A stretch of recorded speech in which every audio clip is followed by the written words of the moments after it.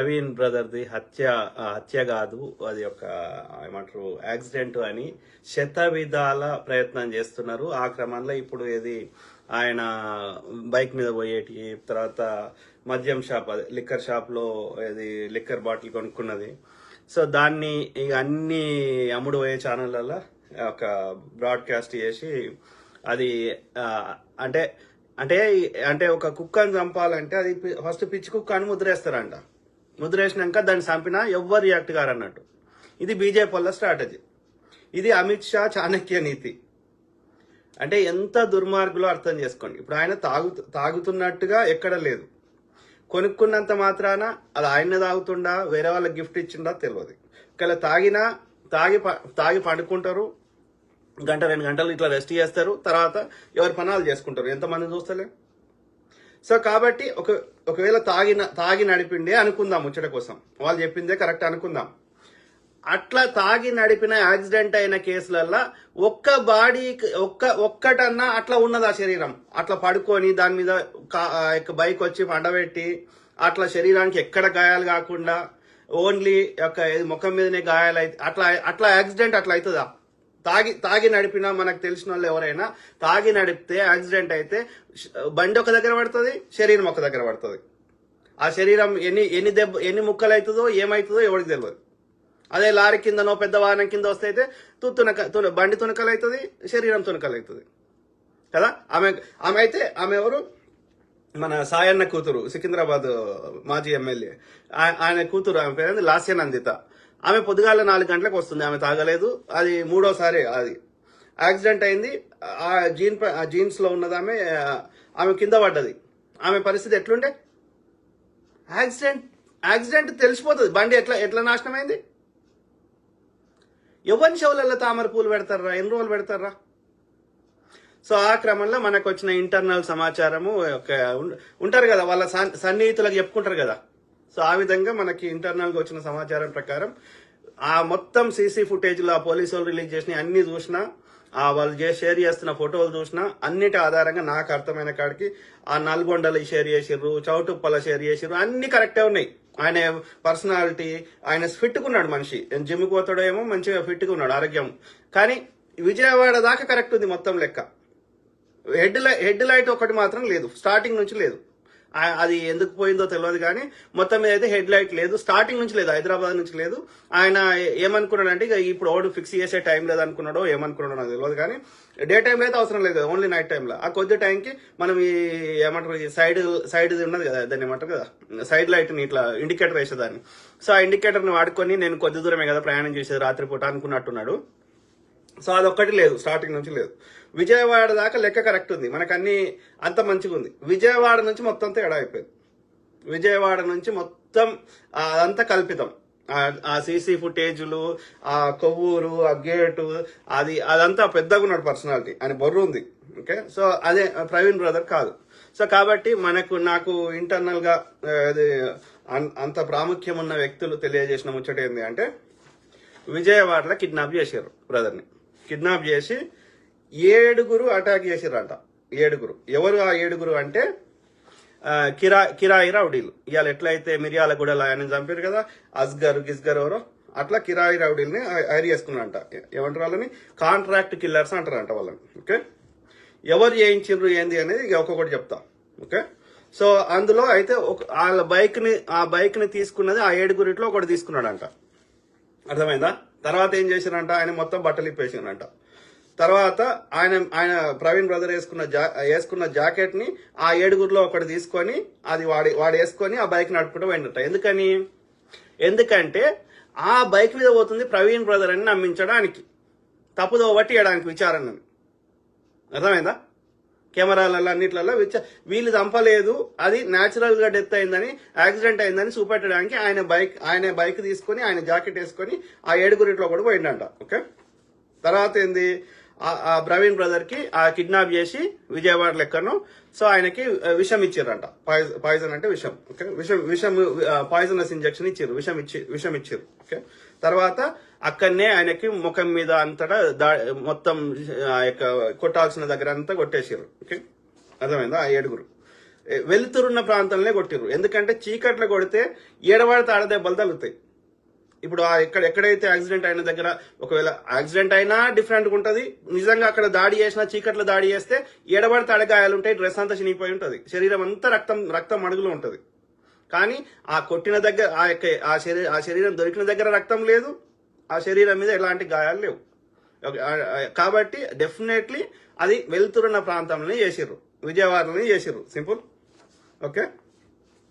తర్వాత ఆ poisonous injection తో పాటు ఏది గొంతులోకి మద్యం పోసిర్రు. ఎందుకు పోసిర్రు? ఆయన తాగి బండి నడిపి చచ్చిపోయిండని రిపోర్ట్లలో రావడానికి, ఫోరెన్సిక్లో కానీ లేకపోతే ఈ పోస్ట్ మార్టంలో కానీ. ఓకే, అర్థమైందా? తర్వాత చంపేసారు అక్కడ విజయవాడలో. తర్వాత ఏంది, ఆ తర్వాత ఏదో వేరే పెద్ద వాహనంలో, కార్లనో ఇంకా పెద్ద వాహనంలో శరీరాన్ని పట్టుకొని వచ్చారు, చచ్చిపోయిన శవాన్ని. ఓకే, తర్వాత ఆ శవానికి మళ్ళీ జాకెట్ వేసిర్రు, ఆడ పండబెట్టిర్రు, ఆ రోడ్ సైడ్ పండబెట్టి ఆయన మీద బైక్ పెట్టిర్రు, న్యాచురల్ డెత్ లెక్క క్రియేట్ చేసిర్రు. అర్థమైందా? సో అయితే ఈ అంతటికి చంద్రబాబు నాయుడు, ఆంధ్రప్రదేశ్ ముఖ్యమంత్రి చంద్రబాబు నాయుడు గారు ఆ ఐజీకి, పోలీస్ ఆఫీసర్ కి ఏమని ఇన్స్ట్రక్షన్ ఇచ్చిండంటే కేసుని సేమ్ డేలో క్లోజ్ చేయమని చెప్పిండంట. ఎందుకని చెప్పిండు? ఎవరు చెప్పించారు ఆయనతోటి? మీ చాణక్యుడు. ఓకే, ఈ చాణక్యుడు ఎవరు మీరు అర్థం చేసుకోండి. అయితే ఈ ఏడుగురు మంది కాంట్రాక్ట్ కిల్లర్లని ఎవరు ఎవరి ఇన్స్ట్రక్షన్స్ వల్ల చేసిర్రు? ఢిల్లీ నుంచి. ఓకే, ఇక్కడ లోకల్ ఉన్న వాళ్ళు ఎవరు చేయించిర్రు అంటే నరసాపురం బీజేపీ ఎంపీ భూపతి రాజు శ్రీనివాస్ వర్మ చేయించిండంట. ఈ 7 కాంట్రాక్టర్ని హైర్ చేసుకున్నాడు. అర్థమైందా? సో ఇక దీని వెనకాల ఎవరు అంటే చిన్నజీఆర్ స్వామి ఇక్కడ ఇది మెయిన్ గా నరసాపురం ఎంపీకి చెప్పడం జరిగింది.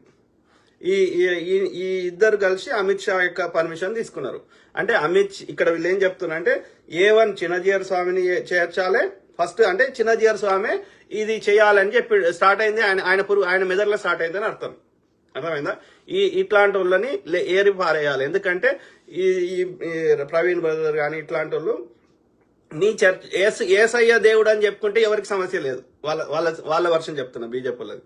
కానీ పొద్దుగా లేస్తే మా దేవతలను తిడితే అది కదిరే కృష్ణ కావచ్చు, లేకపోతే ప్రవీణ్ బ్రదర్ కావచ్చు, లేకపోతే కత్తి మహేష్ గారు కావచ్చు, అంటే మా బతుకుదేరు మీద కొడుతున్నావు.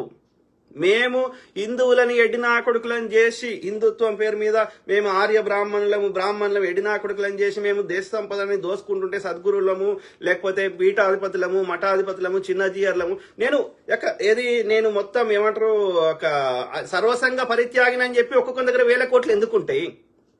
వీళ్ళు చేస్తున్నది దోపిడీ, వీళ్ళు చేస్తుంది రాజకీయ నాయకుల, ధనవంతుల యొక్క నల్లధనాన్ని తెల్లధనం చేస్తున్నారు ఈ యొక్క మఠాధిపతులు, పీఠాధిపతులు. ఎందుకంటే ఇట్స్ ఎన్జిఓ అంటారు. ఎన్జిఓ అంటే నాన్ ప్రాఫిట్ ఆర్గనైజేషన్ కింద ఎవడైనా డొనేషన్ ఇస్తే సోర్స్ అడగరు. ఆ డొనేషన్ ఇచ్చిన ఆర్గనైజేషన్ నుంచి మళ్ళీ బయటకు తీస్తే అది తెల్లధనం అవుతుంది. అంటే రాజకీయ నాయకుల దోపిడీ సొమ్మును వీళ్ళకు ఇస్తే వీళ్ళ నుంచి కడిగిన ముత్యం లెక్క బయటకు వస్తుంది, నల్లధనం తెల్లధనంగా కన్వర్ట్ అవుతుంది. అయితే వాళ్ళకేం లాభం? ఈ నల్లధనంలో ఎంతో కొంత పర్సంటేజ్ ఆ సద్గురులకి, ఈ చిన్నజీఆర్ స్వామిలకు వస్తుంది. చిన్నజీఆర్ స్వామి కింద ఎన్ని ఆస్తులు ఉన్నాయి, ఎన్ని 1000 కోట్ల ఆస్తులు ఉన్నాయి, సర్వసంగ పరిత్యాగం చెప్పుకునే దుర్మార్గునికి చెప్పండి. అదే మనం సమ్మక్క సారలమ్మకు మొక్కితే వానికి మనసులో పడతలేదు చిన్నజీఆర్ గారికి. ఎందుకంటే పైసలు బ్రాహ్మణ్ దగ్గర ఉండాలి, ఇలా కోయ జాతుల దగ్గర ఉండొద్దు కదా, బీసీ ఎస్సీ ఎస్టీల దగ్గర ఉండొద్దు కదా, శూద్రుల దగ్గర ఉండొద్దు కదా. నేను ముట్టుకోనని ఇప్పటికి మీదికెళ్ళేస్తాడు వాడు. ఎవడు వీళ్ళంతవరు? గోదావరి జిల్లాలకు చెందిన బాపన్న కొడుకులు. ఇలా తిరుపతిలో మొత్తం అన్ని పూజార్లోడు గోదావరి జిల్లాలకు చెందిన బ్రాహ్మణ ముండా కొడుకులు. వీళ్ళకి ఉత్తర భారతదేశపు ఆ బ్రాహ్మణ ముండా కొడుకులు, విదేశీ ఆర్య బ్రాహ్మణ ముండా కొడుకులు, పాండేలు, ఇంకోడోడు, శర్మలు, దొంగనా కొడుకులు, వాళ్ళకి మీది తినాలే మాది తినాలే అన్నట్టుంది. ఇది నడుస్తున్నది. గోదావరి జిల్లాలకు చెందిన బ్రాహ్మణ ముండా కొడుకులు మన దక్షిణ భారతదేశంలో చెడగొట్టిర్రు. అర్థమైందా? ఎందుకు పుట్టిర్రో తెలవాలి.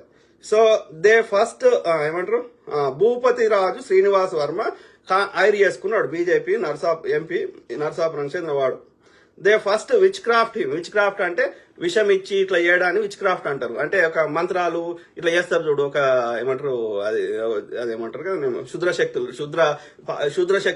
ఇట్లా శక్తులు వస్తాయని చెప్పి చేస్తారు చూడు, అట్లా చేసిర్రు, తర్వాత చంపేసిర్రు అనేది ఇది మనకు వచ్చిన సమాచారం. డెఫినెట్లీ అది ముమ్మాటికి హత్యనే. సో ఎందుకు చేస్తుర్రు అంటే కత్తి మహేష్ గారి మీద వీళ్ళందరి మీద ఎందుకు చేస్తుర్రు అంటే వీళ్ళు హిందూ స్క్రిప్చర్స్లలో ఉన్నటువంటి, హిందూ స్క్రిప్చర్స్ కాదు సారీ, నేను మళ్ళీ అది ఎందుకు అయిపోయిందంటే మనకి ఆ చెత్త హిందుత్వం అని నింపారు. కాదు దయచేసి మూలవాసులు మొక్కునే హిందుత్వం వేరు. నేను గతంలో చెప్పినా మళ్ళీ చెప్తున్నా, నేను తప్పు చెప్తే హిందూ శబ్దము ఈ యొక్క రామాయణ మహాభారత ఇతిహాసాలు వేదాలు ఉపనిషత్తులు పెట్టండి. కాబట్టి హిందుత్వం కాదు అది. విదేశీ ఆర్య బ్రాహ్మణుల యొక్క సనాతన అధర్మము లేదా బ్రాహ్మణిజము లేదా మనువాదం, దానికి మూలవాసులు మొక్కునే హిందుత్వానికి ఎలాంటి సంబంధం లేదు. నేను చారిత్రక ఆధారాలతోటి సైంటిఫిక్ గా చెప్తా, ఎన్నోసార్లు చెప్పినా మళ్ళీ చెప్తా. యజ్ఞాలు యాగాలనే కాన్సెప్టే భారతదేశంది కాదు, గుర్రాలనే కాన్సెప్టే మన భారతదేశంది కాదు, ఇనుప మణిముట్లు భారతదేశంలో లేనే లేవు, ఆవులు మొక్కునే కల్చరు ఈ మన భారతదేశంది కానే కాదు. ఇవన్నీ మీరు పర్షియా దేశంకు వండి, పర్షియా అంటే ఇప్పుడు ఒక ఇరానే కాదు, ఇరాను, ఈ యొక్క ఇరాన్ పైన ఉన్న ప్రాంతాలు, ఇలా కజకిస్తాను, తజికిస్తాను, ఉజ్బెకిస్తాన్, ఇవన్నీ ప్రాంతాలు, అక్కడ టర్కీ నుంచి మొదలు పెడితే ఇక్కడ మంగోలియా దాకా అక్కడ పర్షియా రాజ్యం విస్తరించి ఉండే ఆ రోజులలో. అర్థమైందా? సో గుర్రాన్ని ఎక్కడ మొక్కుతారు, ఎక్కడ గుర్ర మాంసం తింటారో కనుక్కోండి. మీరు రథాలు ఫస్ట్ ప్రపంచంలో ఎక్కడ వాడిరో కనుక్కోండి. రథాలు గుర్రాలు మహాభారత యుద్ధాలు ఉండేవి, ఇవి ఎక్కడి మన దేశం ఇవి కాదు. ఆ కజకిస్తాన్లో ఆ యొక్క పర్షియా రాజ్యంలో ఉండే సంస్కృతం మన భాష కాదు. కనుక్కోండి, రీసెర్చ్ చేయండి, ఒక మేధావులను అడగండి, ఒక ఆర్కియాలజిస్ట్ని అడగండి. నేను చెప్పిన తప్పైతే ప్రపంచంలో ఉన్న మేధావులను అడగండి. అర్థమైందా? ఏది పడితే అది చెత్త నింపుతా, నేను చెప్పింది ఏ వేదం అంటే తోలు తీస్తాం. ఎంతమందిని చంపుతావురా? ఎంతమందిని చంపుతావు? 99% మంది మేము మూలవాసులు ఏమున్నాం, తెల్ల తోలు ఉన్నటువంటి అమిత్ షా దొంగ నా కొడుక సంపురా చూద్దాం. ఆ ముండా కొడుకు ఒకడు ఉంటాడు వరంగల్లా, వాని పేరు నేను మర్చిపోయినా, అన్న కాల్ చేసేటోడు, వాడు RSS కి చెందిన బాపన్న కొడుకు. వారికి అంత భయం ఉంటే ఇంటి చుట్టూ 10 కుక్కలు, వీధి కుక్కలు తెచ్చి పెంచుకుంటుండు వాడు. ఎందుకని ఎవడనొస్తే దాడి చేస్తాడని. అంత భయం ఉన్నాడు ఎందుకు పెంచుకుంటున్నారా బోసిడికే? వాని దోస్త్ అంటే రామ్ మాధవ్ అంట. రామ్ మాధవ్ అనేటోడు అమిత్ షా ముడ్డి నాకుతాడు, ఇంకోటి చేస్తాడు. వాడు రామ్ మాధవ్ అన్న చెప్పిండు, అమిత్ షా చెప్పిండు అని చెప్పి ఒక గోదావరి జిల్లాలో చెందిన ఒక బ్రాహ్మణం ఉండని మాధవి లత అనే ఒకటి రామ్ నగర్ లో ఉంటది. అది కుక్కలు పెంచుకొని ఉంటది ఒకటే. అది నాతోటి ఫోన్లో మాట్లాడి నాకు లైవ్ లో పెట్టి అది నల్లోని పంపించింది గన్ను బట్టి. పడితే నేను ఇమ్మీడియట్ గా పోలీసులకు ఫోన్ చేస్తే 5 నిమిషాలు వచ్చే వరకు పారిపోయింది వాడు. అప్పుడు అది ఏమంటుంది, NRIలతో పెట్టుకోవద్దు, హుషారుంటారని అంటుంది. అది లంజముండా ఎడగొట్టినవే. నాకేమన్నా పైసలు ఇమ్మన్నా? నేను లంజముండా? నాకేమన్నా అడిగినా? చేసేదే వ్యభిచారం. ఆ వీడియోలలో పెట్టి అది అందరితోటి న్యూడ్ కాల్ చేసుకుంటూ మాట్లాడుతుంది. అది 2 మొగలను వదిలేసింది. ఇది బ్రాహ్మణం ఉండ, ఇది వేదాల గురించి నాకు నీతులు చెప్తుంది. నియ్యతి లేదు, సంస్కారం లేదు. అందుకే అంటున్నా, ఈ బ్రాహ్మణ కొడుకులందరూ నీ పారదోలాలి. ఎక్కడి నుంచి వచ్చిర్రో విదేశాలకు అక్కడికి పారదోలాలి. అర్థమైందా? గలీజ్ నాకు ఇట్లా ఎంతమందిని ఉత్తర భారతదేశంలో చెత్త ఉందిరా అంటే ఆ చెత్తని దక్షిణ భారతదేశంలో తెస్తున్నారు. తమిళనాడు భరిస్తలేరు, తెలంగాణలో భరిస్తలేరు, కర్ణాటకలో లేవకుండా తన్నీర్రు. గౌరీ లొకేషన్ చంపితే ఒక వ్యాపారిని పొడిస్తే లేవకుండా తన్నీరు పాడుకోవాలని. ఏడరా మిగిలింది? ఈ ఆంధ్రప్రదేశ్లో చెత్త ఉన్నది. ఎందుకని ఉన్నది ఆంధ్రప్రదేశ్లో చెత్త? కులం పిచ్చి ఎక్కువ ఉన్నది పిచ్చి పాడుకోవాలకి. చదువుకున్న వాళ్ళు ఎక్కువ మంది వచ్చారు ఆంధ్రప్రదేశ్లో. ఆంధ్రప్రదేశ్ బాగుపడదురా. చంద్రబాబు నాయుడు కాదు, అని అయ్యి వచ్చినా బాగుపడది. కట్టుమని చూద్దాం చంద్రబాబు నాయుడు కానీ. దమ్ముంటే చంద్రబాబు నాయుడు సైబరాబాద్ కట్టినప్పుడు ఆంధ్రప్రదేశ్లో కట్టరా చూద్దాం. కట్టలేవు. జగన్ కట్టలేడు, చంద్రబాబు నాయుడు కట్టలేడు. మీ రక్తంలో ఈ విషం ఉంది. మీరు మతం పేరు మీద, కులం పేరు మీద కొట్టుకొని వస్తారు. మీ దగ్గర ప్రశాంతత లేదు. ఎందుకు వచ్చి ఉంటున్నారు ఆంధ్రాలో, తెలంగాణలో, చెన్నైలో, ఇంకో ప్రాంతంలో, అమెరికాలో, హైదరాబాద్లో? అభద్రతాభావం వల్ల మీరు వాళ్ళని కాలబెడతారు, వాళ్ళు మిమ్మల్ని కాలబెడతారు. అక్కడి దగ్గరికి ప్రశాంతం లేని దగ్గర ఎవడు పెట్టుబడులకు రాడు. మీదో బతుకు థూ గలీజ్ నా కొడుకులు. ఆలోచించండి మిత్రులారా. ఇది అమిత్ షా చాణక్య నీతి అంటారు, చాణక్యుడు అంటారు వాడిని. ఎందుకంటారు? వాడు చేసేదంతా కుట్రలు కుతంత్రాలు, వాణి చంపాలి వీని చంపాలి. అంటే ఇప్పుడే గిట్లుండదు అంటే అప్పుడు ఒక నీతి నియమం లేని కాలంలో 2000 సంవత్సరాల కింద ఏముండే చాణక్య నీతి 2500 సంవత్సరాల కింద? అంటే వాడెంత గలీజ్ నా కొడుకు అర్థం చేసుకోండి. ఆ బాపన్ నా కొడుకు చాణక్యుడు కదా. బీసీలైనటువంటి మంగళులైనటువంటి మహానందులు ఈ యొక్క భారతదేశాన్ని పరిపాలిస్తుంటే, మగధ సామ్రాజ్యాన్ని పరిపాలిస్తుంటే తట్టుకోలేకపోయిండు ముడేసుకున్నటువంటి చాణక్యుడు బాపన్ నా కొడుకు. ఇక వాడు చెయ్యని కుట్రలు లేవు, కుతంత్రాలు లేవు. నందుల సామ్రాజ్యాన్ని చూసి భయపడి అలెగ్జాండర్ వాడు గ్రీకులు అందరూ వారిపోయారు. అమ్మ ఊరవతలనే పురుషోత్తమంతో కొట్లాడడానికే మనకు శక్తి లేదురా, అట్లాంటిది అంత పెద్ద మహాసామ్రాజ్యంలో అన్న పెద్ద ఏనుగులు అంత పెద్ద ఆయుధాలు ఉన్నదే, వాళ్ళతో మనం ఏం కొట్లాడతారా అని పారిపోయారు గ్రీకులు. అట్లాంటి నంద సామ్రాజ్యాన్ని వీడి కుట్రలు కుతంత్రాల చాణక్య నీతితోటి ఈ మంగళోళ్ళు శూద్రులు రాజ్యం వేయలేద్దని వాడిని ఎన్ని రకాలుగా నమ్మించి మోసం చేసిండో ఇక మనకు తెలియని చరిత్ర కాదు చాణక్యులు. అర్థమైందా? సో అంత దుర్మార్గులు. సంపద ఓన్ దగ్గర ఉండాలి, బాపనోన్ దగ్గరనే ఉండాలి. అధికారం ఓన్ దగ్గర ఉండాలి, బాపనోన్ దగ్గరనే ఉండాలి. ఎందుకంటే రాజులు కూడా పేరుకే రాజులు, వాడు యుద్ధం చేసి చచ్చిపోవాల్సిందే గాని పరిపాలన మొత్తం ఈ బాపనోందే నడిచింది. వాడే మంత్రి ఉంటాడు, వాడు చెప్పిందే వినాలే. మొత్తం దేశంలో ఉన్న సంపద అంతా మనం గుళ్ళ దాచిపెట్టుకోవాలి. ఏమనంటే నాగబంధనము ఇంకో బంధనం అని చెప్పాలి. అర్థమైందా? సో ఇప్పుడు లాస్ట్కి ఏమవుతుంది ఈ కేసులో? ఇక లాస్ట్కి ఏమవుతుంది, కేసీఆర్ గారు ఈ యొక్క మొత్తం వాళ్ళ ఎమ్మెల్యేలను బీఆర్ఎస్ ఎమ్మెల్యేలను కొనేది మొత్తం రికార్డు చేసి పబ్లిక్ లో పెట్టిండు. సిబిసిఐడి ఎంక్వైరీ, హైకోర్టుల కేసు ఇవన్నీ అన్నాడు. లాస్ట్కి ఏమైంది? మీరు ఎప్పుడైనా చూడండి, దీన్ని సిబిఐకి ట్రాన్స్ఫర్ చేయాలంటారు, లేదంటే సుప్రీంకోర్టుకి అంటారు. కథ సుప్రీంకోర్టు సిబిఐ ఎవరి చేయిలు ఉంది? బీజేపీ, అమిత్ షా, ఇంకో తొక్క నా కొడుకు చేయిలు ఉంది. అంటే ఆ కేసు సచ్చినా విచారణకు రాదు. అంటే న్యాయాన్ని బొందబెడుతున్నట్టు లెక్క. సింపుల్. ఇప్పుడు లాస్ట్కి ఏమవుతుంది ఈ కేసు కూడా? ఇప్పుడు మనం ఇన్ని ఆధారాలతో ఇన్ని మాట్లాడితే ఏమవుతుంది?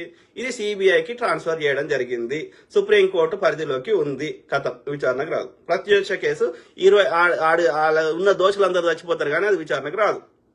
గంతెందుకు నడి రోడ్డు మీద హత్య చేసిన బ్రాహ్మణ దంపతులను హత్య చేసినటువంటి వామన్ రావు దంపతులను హత్య చేసిన కేసుల విచారణకు వస్తలేదు. ఎన్నెన్ని ఉంటుందా కేసు విచారణకి? మళ్ళీ అదే వాడెవడో పేదోడు ఉంటే వాడిని దిశల కేసులో ఎన్కౌంటర్ చేస్తారు, లేదంటే శూద్రుల కేసులలో తొందర విచారణకు వస్తాయి. మరి ఈ హై ప్రొఫైల్ కేసులలో ఎందుకు రావు? దోషులు యొక్క అగ్రకులం వాళ్ళు ఉంటే విచారణకు రావు. అదే శూద్రులు ఉంటే విచారణకు వస్తాయి, శిక్షలు పడతాయి, లేదంటే ఎన్కౌంటర్లు అవుతాయి. ఇది అంటే ఇక్కడ ఏమైతుంది?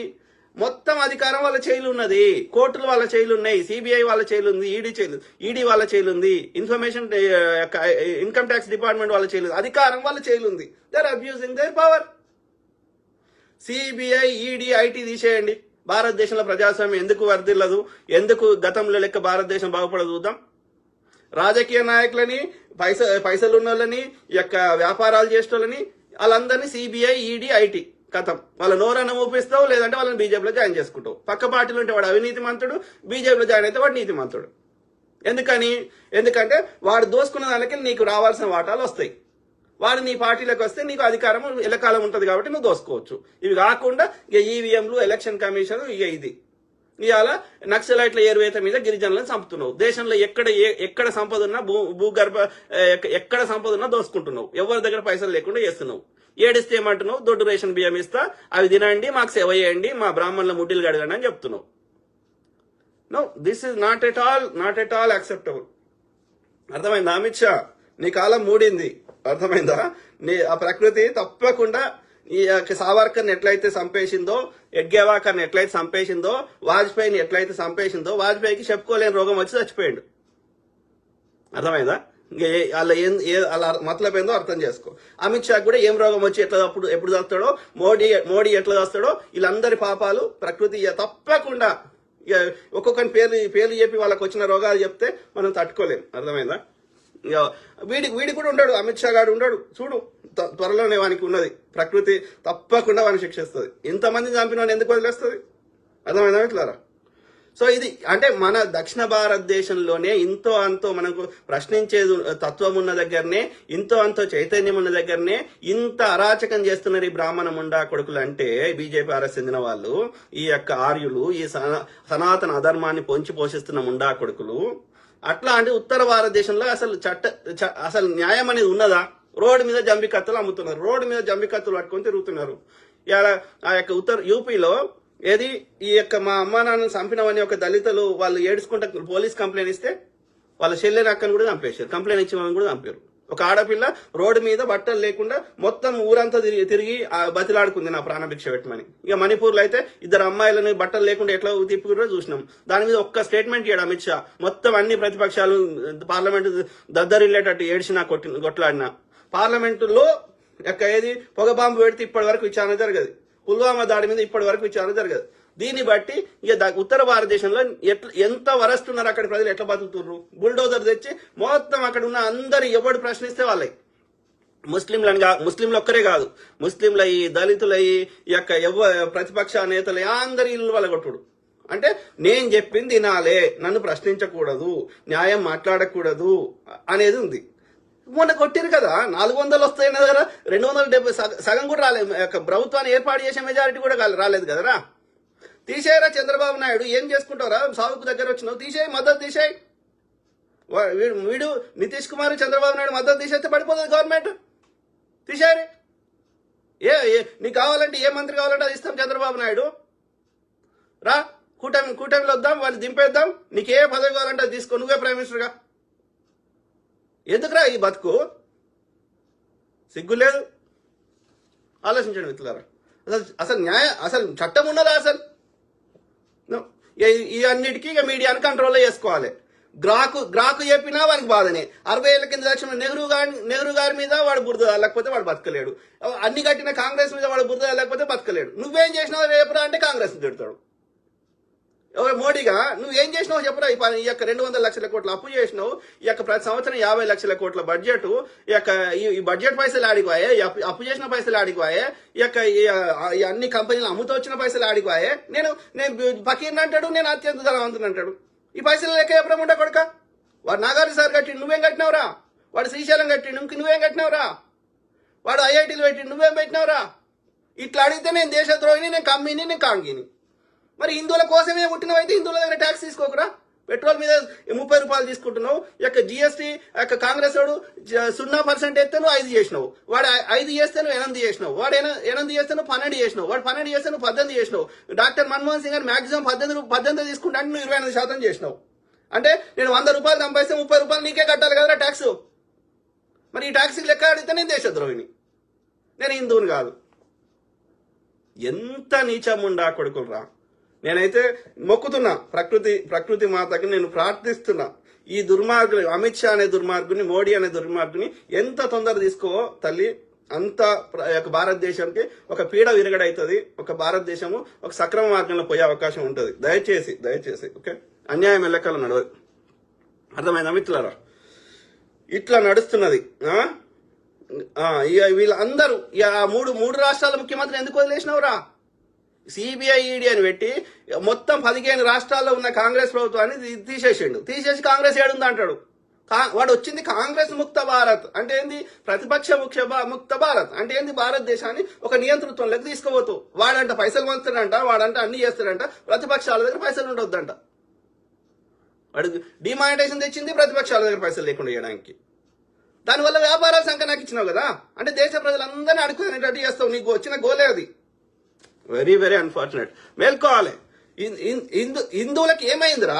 ఈ అమ్మాయి బీజేపీ పార్టీ 100 ఏళ్ళు అయిందిరా పుట్టి, 100 ఏళ్ళు కూడా కాలేదురా. 1980లో పెట్టిండాడు. ఆర్ఎస్ఎస్ ఇంకో 100 ఏళ్ళు అయింది. ఈ 100 ఏళ్ళకి ముందు హిందుత్వం లేదు, 1000 సంవత్సరాల నుంచి లేదు. వీడు ఎత్తేరా బీజేపీ, ఏమైతుందో చూద్దాం. ఏం కాదురా, ఒక సిద్ధాంతాన్ని నచ్చినోడు అంత తొందర కన్వర్ట్ కాడు. పోనీ మొత్తం భారతదేశంలో ఉన్న అందరూ క్రిస్టియన్లో ముస్లిమ్స్ అయినా అనుకో, ఏమవుతుందిరా?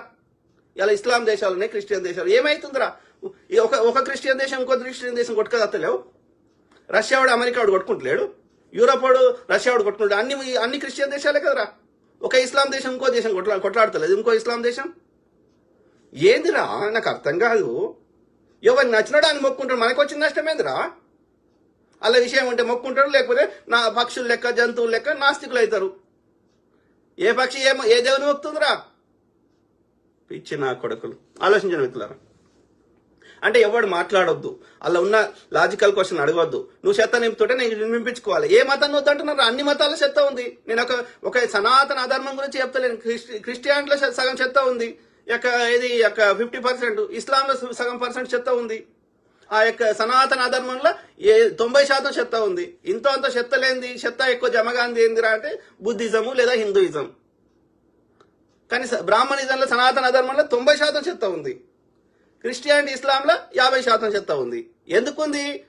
ఆ రోజులలో ఎప్పుడు వచ్చినాయి, అవి ఎప్పుడు పుట్టినాయి, అప్పుడున్న సమాజ పరిస్థితులు ఏంది, అప్పుడున్న వాళ్ళ యొక్క ఆలోచన విధానం ఏంది, అవన్నీ పరిగణలోకి తీసుకోవాలి కదా, అవునా కాదా? అప్పుడున్న ఆటవికము ఇప్పుడు ఎట్లా వర్కౌట్ అవుతుంది? అవి కొన్ని ప్రజలు ఇనీషియల్ గా కొన్ని తెగలుగా బతికిర్రు, ఆది మానవులుగా బతికిర్రు. ఆది మానవులు, బట్టలు లేని ఆది మానవుల నుంచి ఒక జంతువు లెక్క బతికి నుంచి ఒక సమూహంగా ఏర్పడ్డారు. ఆ సమూహము ఒక ట్రైబ్ గా ఏర్పడ్డారు, ఒక తెగలుగా ఏర్పడ్డారు. ఆ తెగలలో ఉండే న్యాయము, తెగలలో ఉండే ఆలోచన విధానము అప్పటికిప్పటికి సేమ్ ఎట్లా ఉంటది? మారదా? వాళ్ళ ఆలోచన విధానంలో ప్రోగ్రెసివ్ థాట్స్ రావా? అప్పుడు వాడిన పనిముట్లు ఇప్పుడు వాడుతున్నామా? కాబట్టి అప్పుడెప్పుడో 2000, 3000 సంవత్సరాల కింద రాసిన పుస్తకాలు యాజ్ ఇట్ ఈజ్ ఇప్పుడు ఎట్లా వర్తిస్తాయి? కాబట్టి చెత్త ఉంది. అలా రాళ్ళు కొట్టి సంపమని అలా రాసిర్రు ఒక గ్రంథంలో. ఇప్పుడు అట్లనే చేయమంటే సాధ్యమవుతుంది? అది కరెక్ట్? అది చిన్నపిల్లలు, మహిళలు చూస్తుంటారు, వాళ్ళకి జీవితంలో ఎంతో సాధించాలనే వాళ్ళు అనుకునేవారు. అట్లాంటివి చూసినప్పుడు వాళ్ళకి జీవితం మీద ఆసక్తి వస్తుందా, విరక్తి వస్తుందా? కాబట్టి అప్పుడు ఎప్పుడో రాసిన వాటిని యాజ్ ఇట్ ఈజ్ మనం గుడ్డిగా పాటిద్దామంటే, నేను అన్ని మతాల గురించి చెప్తున్నా, ఒక పర్టికులర్ మతం గురించి చెప్తలే. కాబట్టి ఒక సైంటిఫిక్ టెంపర్ ఉండొద్దు, ఒక తప్పును తప్పనదు. ఇట్లనే చేసిర్రు, వాళ్ళు కూడా అట్లనే చేసిర్రు, క్రిస్టియానిటీలు కూడా ఇట్లనే చేసిర్రు. అలా కూడా మేధావులు ఆయన కోపర్నికస్ అంటే ఆయన ఏం చెప్పిండు? అంతకుముందు ఈ చర్చోళ్ళు ఏమని నమ్మిండ్రు? అన్ని భూమి చుట్టే తిరుగుతాయి అన్ని గ్రహాలని నమ్మిండ్రు. ఆ కోపర్నికస్ వచ్చి ఏం చెప్పిండు? ఆ యొక్క టెలిస్కోప్ ఆ గెలీలియో కనిపెట్టినాక ఏం చెప్పిండు ఆయన?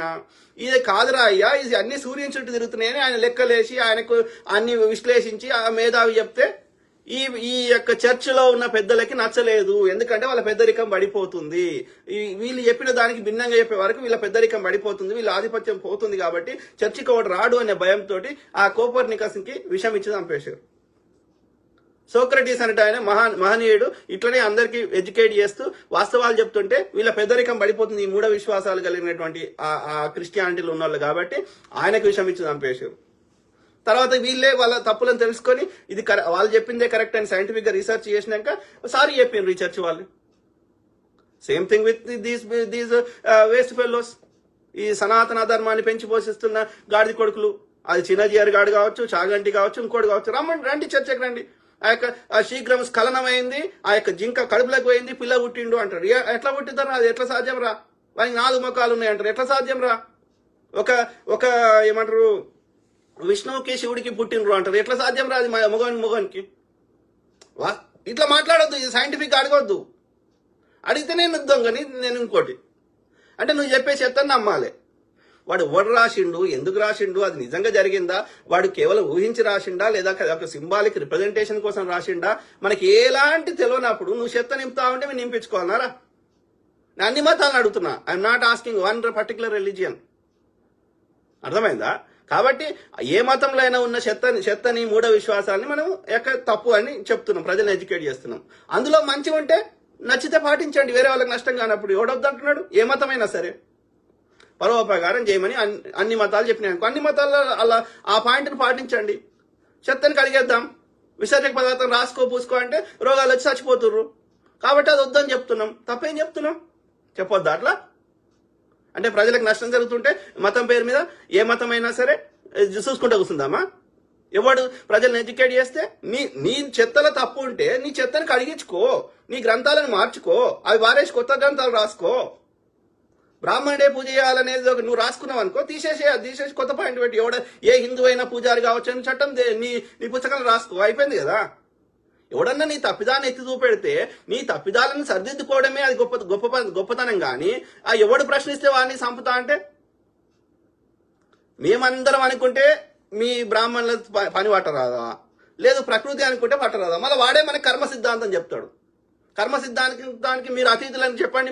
మరి మీకు ఎండ కొట్టది, మీరు ఎండని కొట్టకుండా మీరు మీ మీద ఒక మంత్రం వేసి కాపాడుకోగలుగుతారని చెప్పండి. ఓన్లీ శూద్రుల మీదనే ఎండ కొట్టేటట్టు ఉంటుంది, మేము మా మంత్రంతో ఏమైనా చేసుకోగలుగుతాం చెప్పండి. చిన్నజీఆర్ గారు చెప్పండి, చాగంటి గారు చెప్పండి, గరికపాటి గారు చెప్పండి, అమిత్ షా గారు చెప్పండి. When nature is not differentiating among anyone, who are you to differentiate? ఆలోచించుకోవాలి మిత్రులు. ఓకే, సో అట్లా ఇక నా గురించి చెప్పిన అట్లా ఏది అంటే ఒక సైంటిఫిక్ టెంపర్ ఉండొద్దు, ఇంటెలెక్చువల్ ఉండొద్దు అనేది వాళ్ళది, మనకు అర్థమవుతుంది వాళ్ళ భాషలో. నేనే కాకుండా కెనడాల యొక్క సిక్కులకు సంబంధించిన వాళ్ళని ఆయన చంపితే ఆ యొక్క అది Canada prime minister Justin Trudeau చెప్పిండు కదా, ఇది అమిత్ షా చేయించిండు అని చెప్తే అక్కడ ఎవడు ఒకనికి ఐరి చేసుకున్నారు.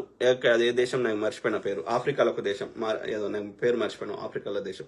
సో ఆ నిఖిల్ అనేటోని వానితో చేయించారు ఇక్కడ హైర్ చేసుకొని కెనడాలో చేయిస్తే ఏది అక్కడ వాడిని తీసుకొని వాడు నిఖిల్ అనేటోడు కెనడాలో కాదు కెనడాలో కానీ చంపారు సిక్ లీడర్ని. దాంతో పాటు అమెరికాలో కూడా చంపే ప్రయత్నం చేశారు ఒక సిక్ లీడర్ని. చంపే ప్రయత్నం చేస్తే అది దాన్ని ఎవడు చేయించిండు అంటే భారత ప్రభుత్వం, వాళ్ళ ఇన్వెస్టిగేషన్ ప్రకారం. ఇక్కడ ఏమైతుంది అంటే మా దేశ పౌరుని చంపుతున్నావు అంటే మా యొక్క సార్వభౌమత్వాన్ని నువ్వు క్వశ్చన్ చేస్తున్నావు. ఇక్కడ ప్రభుత్వం ఉన్నది ఎందుకు? ఈ దేశ పౌరులను వచ్చి ఎవడైనా వచ్చి చంపుతా అంటే, కాబట్టి యూఆర్ క్వశ్చనింగ్ అవర్ సావర్నిటీ, మా యొక్క సార్వభౌమత్వాన్ని నువ్వు ప్రశ్నిస్తున్నావు అని చెప్పి ఆ నిఖిల్ అంటోని అమెరికా దేశానికి ఎక్స్పైర్డేట్ అంటే తీసుకొచ్చి ఇప్పుడు ఆ కేసు విచారణలో ఉంది, వాడు జైల్లో ఉన్నాడు. ఎవడు? ఆ నిఖిల్ గుప్తా అనేటోడు. ఆ నిఖిల్ గుప్తా చేయించింది వాళ్ళు ఎవరు? అమెరికా ప్రభుత్వమైనా ఆ యొక్క కెనడా ప్రభుత్వం అయినా చెప్తుంది ఏంటి అంటే భారత ప్రభుత్వంలో ఎవరు చేయిస్తారు ఈ దుర్మార్గాలంటే అమిత్ షా.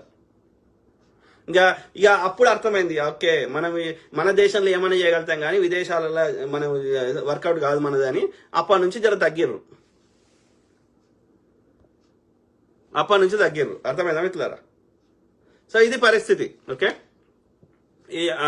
అంటే ఎంత దుర్మార్గం అర్థం చేసుకోండి. ఇక గోద్రాలు అయితే అందరి సాక్షులని ఆయన ఒక్కరిని జైల్లో పెట్టారు, ఐపీఎస్ ఆఫీసర్ని, మిగతా వాళ్ళందరినీ చంపేసారు కదా, గిరెన్ పాండ్యని హోం మంత్రి అందరినీ. అర్థం చేసుకోండి, దాన్ని బట్టి అర్థం చేసుకోండి. సో నేను ఓవరాల్ చెప్పదలుచుకున్నానంటే ఇది భారతదేశం ఒక దుర్దిశ. ఈ మోడీ అధికారంలో వచ్చినప్పటి నుంచి వాజ్పేయి గారు ఆయన ఐడియాలజీ నేను అంగీకరించగాని, బట్ ఇంత వైలెంట్ పర్సన్ లేకుండే వ్యక్తి, అర్థమైందా? తమ యొక్క ఈ హిందుత్వ ఐడియాలజీని తో పాటు భారతదేశం మీద ఎంతో కొంత ప్రేమ ఉండే ఆయనకి, ఇంత గలీజ్ లేకుండే, అర్థమైందా? ఈ మోడీ అనే దుర్మార్గుడు చాలా దుర్మార్గుడని ఆయన తన సన్నిహితుల దగ్గర చెప్పుకొని కూడా బాధపడ్డాడు వాజ్పేయి గారు. కావాలంటే వాజ్పేయి గారి మాటలు మన పబ్లిక్ లో రాలేదు కానీ వాజ్పేయి గారి కోడలు ఎక్కడ ఛత్తీస్గఢ్ జార్ఖండ్ రెండిట్లేదు. సరే, అక్కడ వాళ్ళ కోడలు ఆమె పోటీ చేసింది. అక్కడ బీజేపీ ప్రభుత్వం ఉండే, బీజేపీ సంబంధించిన వాళ్ళే వ్యతిరేకంగా పనిచేసి ఆయన బీజేపీని ఓడగొట్టారు అక్కడ. వాజ్పేయి గారి కోడలు కూడా. నా అంచనా ప్రకారం సుస్మిత ఆ ఓల్డ్ జనరేషన్ బీజేపీ లీడర్లందరినీ చంపేసారు వీళ్ళే, జస్వంత్ సింగ్ ని, తర్వాత సుష్మా స్వరాజ్ ని, వీళ్ళందరూ. ఎందుకంటే వాళ్ళు ఇంతో కొంత న్యాయం మాట్లాడేటోళ్ళు, ధర్మాన్ని ధర్మం అనేటోళ్ళు, అధర్మాన్ని అధర్మం అనేటోళ్ళు. ఇంత గలీజ్ లేకుండే. ఐడియాలజీ పరంగా వాళ్ళది హిందుత్వ రైట్ భావజాలం ఉండే కానీ other than that they are not like they love the country, they love the country people. అంటే దేశ పౌరులను వాళ్ళు దేశాన్ని ప్రేమించారు. వాళ్ళు ఇంత ఇట్లా నాశనం చేయాలన్న కంకణం లేకుండే. ముందు తరము బీజేపీకి సంబంధించిన వాడుండే, సావర్కర్, ఎడ్గేవకర్ వాళ్ళు వేసిన కొడుకులు ఉండే. కానీ ఈ మధ్యలో ఉన్నారు చూసినావా ఈ పొలిటికల్ గా వచ్చిన వాళ్ళు ఇంత దారుణంగా లేకుండే. కానీ అందరికంటే విషపురుగు అమిత్ షా అండ్ ఈ మోడీ ఇప్పుడు నడుస్తుంది. ఈ లాస్ట్ 10 years నుంచి భారతదేశం ఒక ఏమంటారు రాంగ్ ట్రాక్ లో పోతుంది. This is very very unfortunate. ఇంకా ప్రజలు చైతన్యం కావాలి, ఒక రక్షణ దళం ఏర్పడాలి, మనము పోరాడాలి, తప్పదు. మన పిరికి సన్నాసులు లెక్కుంటే వాళ్ళని ఇంకా చేయిపోరా అని చెప్పినట్టు అవుతుంది. డే టైంలో ఇంతో అంత పేరున్నోళ్ళు, ఇంతో అంత ప్రజా వాయిస్ ఏమైంది అప్పుడు రజాకార్లు ఈ భూస్వాములు హైర్ చేసుకున్న ప్రైవేట్ ఆర్మీ రజాకార్లు వాళ్ళు వచ్చి గ్రామీణ ప్రాంతాలు ఇబ్బంది పెడుతుంటే ఈ భూస్వాములు వెట్టి చాకరీ చేయించుకొని ప్రజల దగ్గర ఉన్న భూములన్నీ తీసుకొని వాళ్ళకి మినిమం కాంపెన్సేషన్ ఇవ్వకపోతే ఏం చేశారు రైతులు? వాళ్ళతో కొట్లాడే శక్తి ఉండే నా వీళ్ళ దగ్గర? వీళ్ళ దగ్గర ఆయుధాలు ఉండేనా, వీళ్ళకి ట్రైనింగ్ ఉండేనా, వీళ్ళు లేకుండేనా? కానీ ఎన్ని రోజులు ఇట్లా ఈ ఈ భూస్వాములు పెట్టే బాధలు ఎన్ని రోజులు భరిస్తాం అని ప్రజలే తిరుగుబడ్డారు కదా. అదే కదా సాయుధ పోరాటం. హిందూ ముస్లిం కొట్లాట కాదు సాయుధ పోరాటం. ఏ నిజాం రాజు గ్రామీణ ప్రాంతాల్లో పరిపాలించలేదు, కేవలం పట్టణాలు మాత్రమే పరిపాలించాడు ఆయన. ఆయనకి సరిగ్గా ఆర్మీ లేదు. ఈ రజాకార్ల రెండోళ్ళకి నిజాం గారికి ఎలాంటి సంబంధం లేదు. నిజాంకి ఆయన సొంత ఆర్మీ కొంత ఉండే, ఎవరు కొంత ఈ ఆఫ్రికాకు సంబంధించిన కొంతమంది ఉండే. ఓకే, ఈ ఆఫ్ఘనిస్తాన్ చెందిన పఠాన్లు, ఆఫ్రికాకు చెందిన కొంత బానిసలు, గంతే తప్ప ఆయనకు పెద్ద ఆర్మీ లేకుండే. ఎవరు రజాకార్లు? వాడు కాసిం రిజ్వీ అనేటోడు ఈ ఎంఐఎం పార్టీని ఈ ఎంఐఎం వల్ల శైలి పెట్టిపోయిండు. ఆ కాసిం రిజ్వీ అనేటోడు వెళ్ళిపోయేటప్పుడు ఎవరు దేశంలో ఉన్న ముస్లిం యువకులని రెచ్చగొట్టి వీళ్ళందరినీ కలిసి మనది ఈ యొక్క ఇస్లాం సామ్రాజ్యం, ఈ ఇస్లాం పరిపాలన ఉండాలని చెప్పి రెచ్చగొట్టి ఆ విధంగా ఆ ముస్లిం యువకులని ఈ యొక్క ఏమంటారు ఈ భూస్వాములకి ప్రైవేట్ ఆర్మీకి సేకరించిండు. ఆ యొక్క ఈ భూస్వాములకి ఆ యొక్క రజాకార్లకి అధ్యక్షుడు కాసిం రిజ్వీ అయితే ఉపాధ్యక్షుడు ఎవరు? ఈ జొన్నేరు ప్రతాప్ రెడ్డి అనే భూస్వామి. ఆ యొక్క నిజాం గారి యొక్క ప్రధానమంత్రి లాయక్ అలీ గారు వాళ్ళు క్లియర్ గా చెప్పారు, ఈ ఎంఐఎం అనేది అది ఒక ఫస్ట్ ముస్లింల యొక్క మంచి కోసం స్థాపించినమని స్టార్టింగ్ లో చెప్పినప్పటికీ దాన్ని మొత్తం ఒక రాడికలైజ్ చేసింది వీడు, ఈ కాసిం రిజ్వీ అనేటోడు. వాడొక న్యాయవాది వాడు. సో కాబట్టి వాళ్ళు ఏం చెప్పారు, నిజాం సంబంధించిన వాళ్ళు, ఈ కాసిం రిజ్వీ అనే ఈ ఎంఐఎంకి కాసిం రజాకర్లకి మాకు సంబంధం లేదు, పరిపాలన మా బ్రిటిష్ వాడు వెళ్ళిపోయినాక పరిపాలన మా చేయలేదు. గ్రామీణ ప్రాంతాలేమో ఈ కమ్యూనిస్టుల చేయలకు వచ్చినాయి. ఈ యొక్క భూస్వాములు వర్సెస్ ఈ యొక్క కమ్యూనిస్టులు కొట్లాడుకున్నారు. పరిపాలన మాకు లేదు, నిజాంది లేదు అని వాళ్ళు పబ్లిక్ నే చెప్పారు. ఇది వాస్తవం. దాన్ని కూడా హిందూ ముస్లిం కొట్లాడలేక సినిమాలు తీస్తే ఎవరికి చెప్తుర్రా చరిత్రని? Very very unfortunate, very it's a bad phase going on. కాబట్టి నేను ఏం చెప్తున్నా అంటే, ఎలాంటి ఆయుధాలు లేనటువంటి, ఎలాంటి శిక్షణ లేనటువంటి, ఎలాంటి ఒక ప్రొఫెషనల్ ట్రైనింగ్ లేనటువంటి వాళ్ళే ఒక సామాన్య రైతులు ఒక వెట్టి చాకిరి నుంచి బయటపడడానికి ఎంతమంది తమ ఆత్మ బలిదానం చేసుకుంటూ కూడా కొట్లాడారు. ముస్లింలు కూడా కొట్లాడారు కదా సాయుధ పోరాటంలో. ఆయన పేరేంటి, షేక్ బందగి. ఎవరు? కేసు వేసి భూస్వామికి వ్యతిరేకంగా కేసు వేస్తే ఆయనకు అనుకూలంగా తీర్పు వస్తే, ఆయన జర్నలిస్ట్ ఉండే, సో తీర్పు వస్తే ఆయనను మాటు వేసి ఈ యొక్క భూస్వామి రజాకర్ల ద్వారా చంపించిండు. ఆయన ముస్లిమే కదా. అంటే దీన్ని బట్టి అర్థం చేసుకోవచ్చు కదా, హిందూ ముస్లిం కొట్లాట కాదురా అయ్యా అని.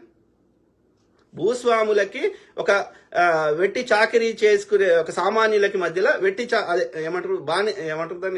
చాకిరీ.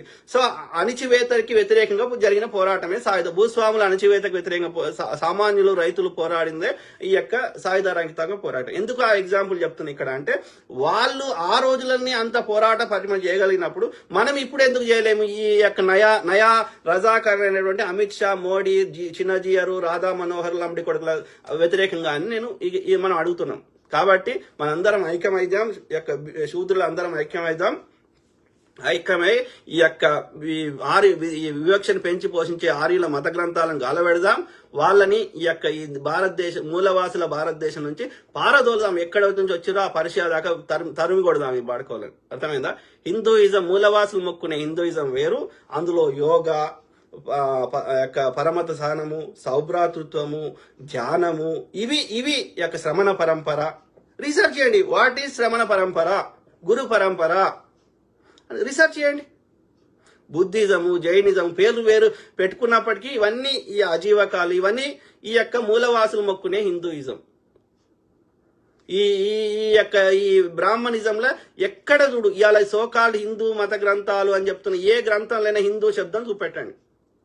సింపుల్. ఓకే, పర్షియా వాడు భారతదేశంకి పెట్టిన పేరు హిందుస్థాన్. మీరు ఏ ఇస్లాం దేశం కనవ్వండి, ఇప్పటికీ హిందుస్థాన్ అనే పిలుస్తారు భారతదేశాన్ని. ఎందుకంటే వాళ్ళకి తెలిసింది ఆ సింధు నది, ఆ హిందూ నదికి ఆవల ఉన్న వాళ్ళు అక్కడి నుంచి మన భారతదేశానికి రావాలంటే హిందూ నదిని దాటుకునే రావాలి. ఆ హిందూ నదికి ఆవల ఉన్న ప్రాంతమే హిందుస్థాన్. మనం సింధు అంటాం, వీడు సంస్కృతంలో వీడు సింధు అంటాడు, వాళ్ళు అన్ని హెచ్చుతాడు వాళ్ళుతారు, హిందూ అంటారు. సింపుల్, అర్థమైందా? ఆ తర్వాత ఈ యొక్క బ్రిటిష్ వాడికి, యూరప్ వాడికి అనరాక వాడు ఇండస్ వ్యాలీ అని ఈ యొక్క ఇండస్ రివర్ అని, ఆ ఇండస్ రివర్కి ఆవల ఉన్న ప్రాంతాన్ని వాడు ఇండియా అని పెట్టాడు. సింపుల్. కాబట్టి హిందుస్థాన్లో ఉన్న అన్ని ఆచార వ్యవహారాలు, గ్రామ దేవతలు అన్నింటినీ కలిపి హిందూయిజం అంటారు. ఈ ఆర్యులకు సంబంధించిన యజ్ఞాలు, యాగాలు అదంతా మనకు సంబంధం లేదు. ఈ రామాయణం, మహాభారతం, బ్రహ్మ, విష్ణు మనకు సంబంధం లేదు. సింపుల్. చదువుదాం, మీ కామెంట్స్ చదువుదాం. ఏమంటున్నారు Charan Raj? Your analysis perfect అన్న. Thank you to all my brothers, sisters, friends, every one. Okay, మనము కామ్గా ఉంటున్నామంటే వాని ఇంకా ఇట్లా చంపురా అందరిని అని చెప్తున్నట్టు అవుతుంది. అర్థమైందా? మనం ఒక ఐకమత్యంగా ఏర్పడాలి, ఒక కమిటీ లాగా ఏర్పడాలి. నా సలహా ఏంటంటే, ఎవరైతే ఇంతో అంతో పేరున్నోళ్ళు కొంచెం ఇప్పుడు అంతెందుకు, ఒక బ్రదర్ చెప్తున్నాడు, ఆయన కదిరే కృష్ణ ఉన్నాడు కదా, మనకు మంచి పబ్లిక్ లో వచ్చి మాట్లాడతాడు కదా, ఇందులో ఉన్న ఆయన సంస్కృతం నేర్చుకున్నాడు కదిరే కృష్ణ బ్రదర్. నేర్చుకొని వీళ్ళ యొక్క చెత్తని మొత్తం అలా, ఎందుకంటే వీడు ఎవరికి అర్థం కాకుండా చెప్తాడు ఈ బాపనోడు. ఎందుకు చెప్పాలరా? వాళ్ళు ఏదో యూరప్ మిడిల్ ఈస్ట్ కంట్రీలో పుట్టినటువంటి ఇస్లాము, క్రిస్టియానికి సంబంధించిన బైబిల్ కానీ, ఖురాన్లు కానీ వాళ్ళు తెలుగులో అందరికి అర్థం కావాలని కన్వర్ట్ చేసి చెప్తుంటే, నువ్వేమో ఎవరికి అర్థం కాని సంస్కృతంలో ఎందుకు చెప్తావు? ఎందుకంటే నువ్వు అది కన్వర్ట్ చేసి చెప్పినావు అనుకో, ఎవ్వడు కూడా అలా ఏముంటది, బ్రాహ్మణుడికి కాలు మొక్కాలి, బ్రాహ్మణ్ దగ్గర 3 రాత్రులు వండబెట్టాలి, గిట్లాంటివి ఉంటాయి. అంతా బ్రాహ్మణుడు పైన ఉంటాడు, బ్రాహ్మణుడు ఎన్ని తప్పులు చేసినా శిక్షలు ఉంటాయి. గిట్లాంటి చెత్తనే ఉంటుంది. అలా మొత్తం అన్ని ఉన్న సంపద అంతా బ్రాహ్మణ్కి ఇవ్వాలి, బ్రాహ్మణ్ని ఎదురు ప్రశ్న వేయద్దు, బ్రాహ్మణ స్త్రీని ఎవడన్నా ఎట్లా చేస్తే ఇన్ని పాపాలు, ఇన్ని శిక్షలు పడతాయి, అదే శూద్ర స్త్రీని ఎన్ని చేసినా ఏం తప్పు కాదు. ఇట్లాంటి చెత్తనే ఉంటుంది. అలా వాడికి ఎవరిని అర్థం కావద్దని సంస్కృతంలో చెప్తాడు. దీన్ని తెలుగులో కన్వర్ట్ చేస్తే ఒక్కడు కూడా వాడి బ్రాహ్మణ్ దగ్గరికి పోడు. అర్థమైందా? కాబట్టి వాడు చెప్పాడు. సింపుల్. ఓకే, గలీజ్ నా కొడుకు. మనకి ఈ సమన్యాయం కావాలంటే, హిందూయిజం బతకాలంటే ఫస్ట్ బీసీ, ఎస్సీ, ఎస్టీలను పూజారులను చేయాలి. ఓకే, ఇప్పుడున్న చెత్త వివక్షను పెంచి పోషించే గ్రంథాలన్నీ కలబెట్టాలి. ఏ ముస్లిం చెందిన ఇమాం కాగలుగుతాడు, ఏ క్రిస్టియన్ చెందిన పాస్టర్ కాగలుగుతాడు, కానీ ఏ హిందూయిజం అని వాళ్ళ సనాతన అధర్మం, అది హిందూయిజం కాదు, సనాతన అధర్మంలో మాత్రం ఒక బ్రాహ్మణులే పైన ఉంటారు, మిగతా వాళ్ళందరూ కింద వాడికి సేవ చేసుకుంటా కూర్చోవాలి. అదే వాళ్ళ నీతి. ఆ రోజులలో గ్రంథాలు చెప్పడం వేరు. ఈ రోజులలో అస్సాం ముఖ్యమంత్రి అయినటువంటి హేమంత్ బిశ్వ శర్మ అదే చెప్తున్నాడు. ఓకే, మేము బీసీల కోసమే పుట్టినాం అంటాడు. వాడు బీసీ కాదు, మోడీ అనేటోడు ఒక ఏమంటారు వ్యాపారి బనియా. ఓకే, నూనె అమ్ముకునేటోళ్ళు, నూనె తయారు చేసి అమ్ముకునే ఒక వ్యాపార కుటుంబం. ఓకే, దాన్ని బీసీ అని పెట్టుకున్నాడు. ఓకే, అర్థమైందా? దాంతో పాటు ఏది ఈ ఆధిపత్యం నడుస్తున్నది.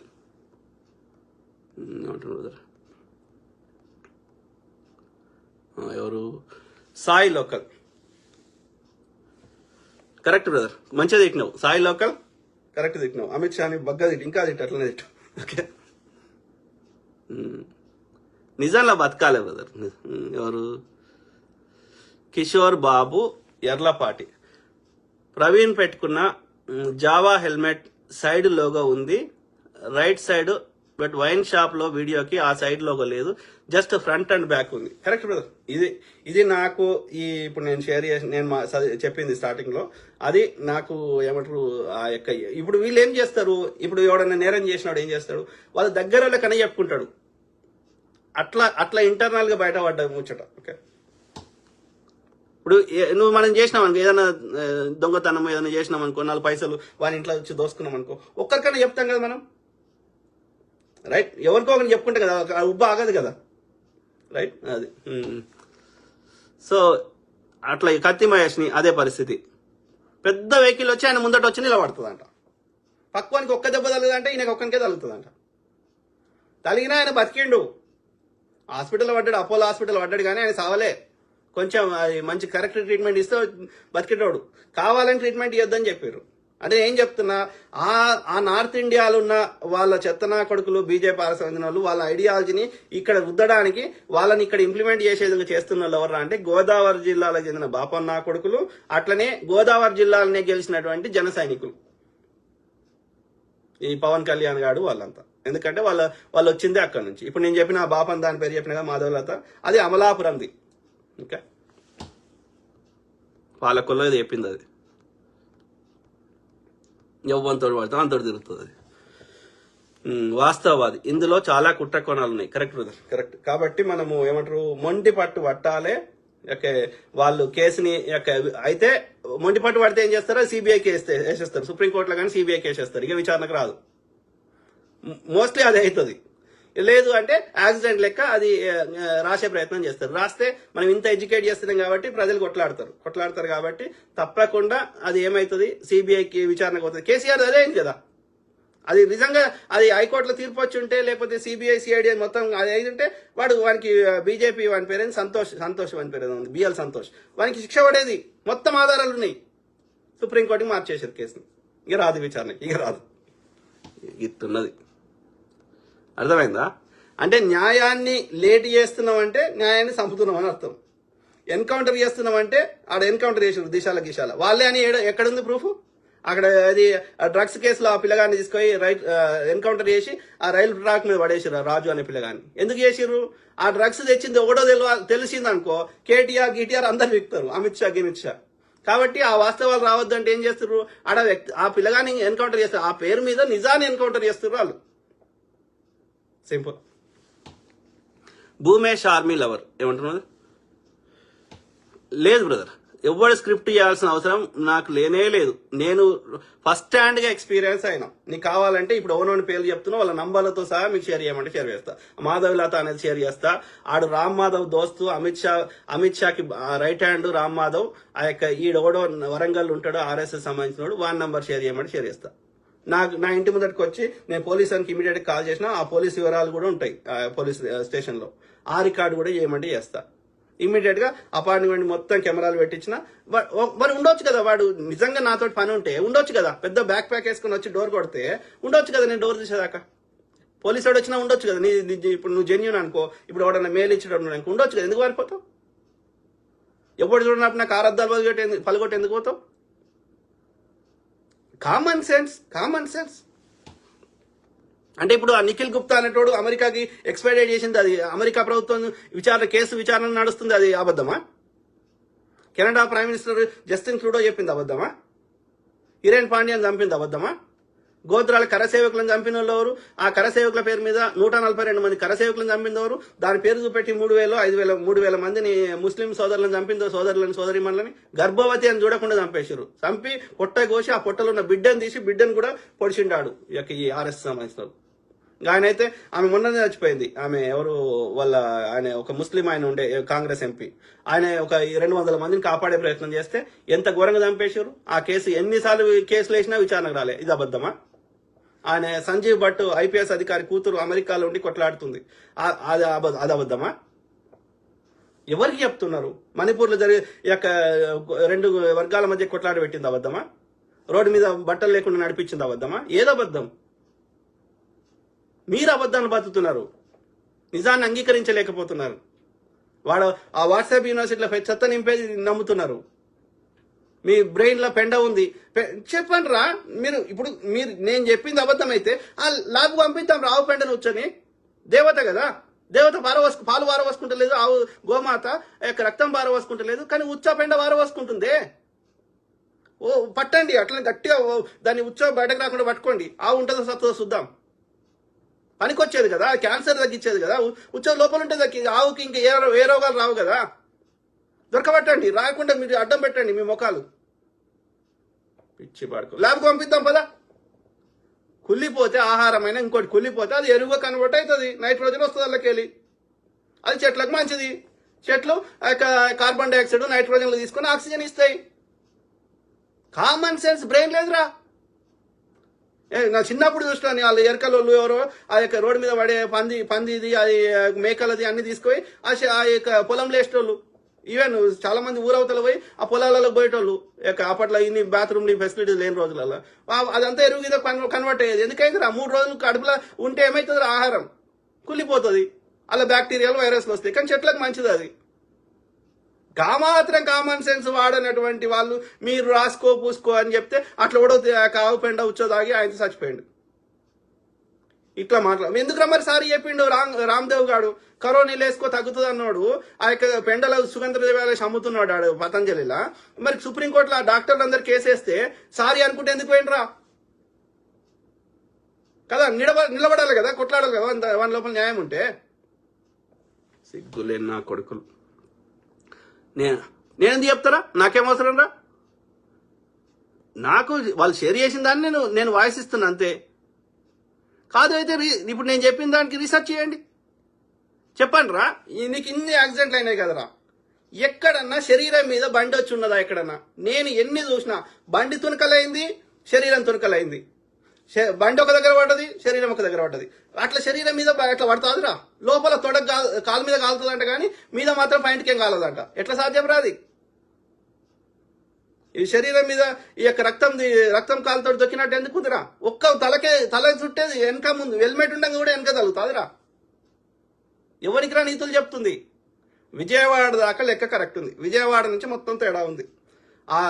అక్కడ నుంచి బండి నడిపినోడు విజయవాడని చంపేసారు. ఇక మిగతాదంతా ఆయన కానే కాదు, ప్రవీణ్ బ్రదర్ కానే కాదు. ఆ విజయవాడ మిగతా ఐదు పెడుతున్నాయి అన్ని. అది కేసును తప్పుదో పట్టియడానికి, అది న్యాచురల్ డెత్ గా యాక్సిడెంట్ క్రియేట్ చేయడానికి ప్రయత్నం చేస్తున్నారు, కానీ ఫెయిల్ అవుతున్నారు. సింపుల్. ఓకే, అంటే నకల్ కర్నే కే లియే బి అకల్ చాయి అంటారు. అకల్ ఉండదు, ఎందుకంటే వాడు నాకు అన్ని అధికారాలు ఉన్నాయి, మీడియా ఉంది, ఐ కెన్ ఎప్పుడైనా ఉల్లు చేస్తా అంటే అది ఎల్లకాలం వర్కౌట్ కాదు.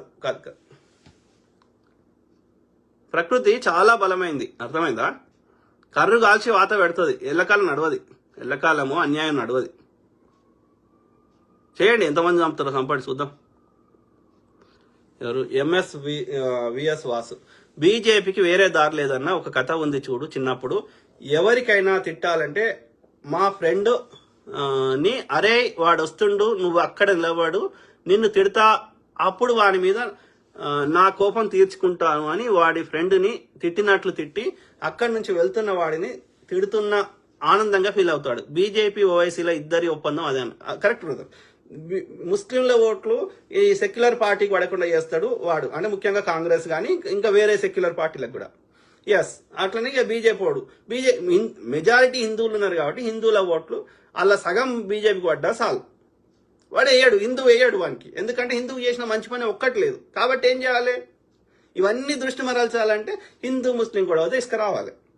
నువ్వు హిందువులని కొట్టు, నువ్వు హిందువులను తిట్టు, హిందువులను చంపు, నేను ముస్లిం తిడతా. అంటే ఈ యొక్క వాళ్ళకి ముస్లింలకి అభద్రతా భావాన్ని క్రియేట్ చేసి ఆ ఎంఐఎం వాడు ఉంటేనే కాపాడుతాడు అన్న భావాన్ని క్రియేట్ చేయాలి.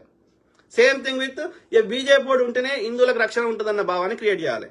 మళ్ళీ ఇద్దరిని కొట్టేదోడు వాడే ముస్లిం కొడతాడు, ఎంఐఎం వాడే, వీడు బీజేపీ వాడే హిందువులను కొడతాడు.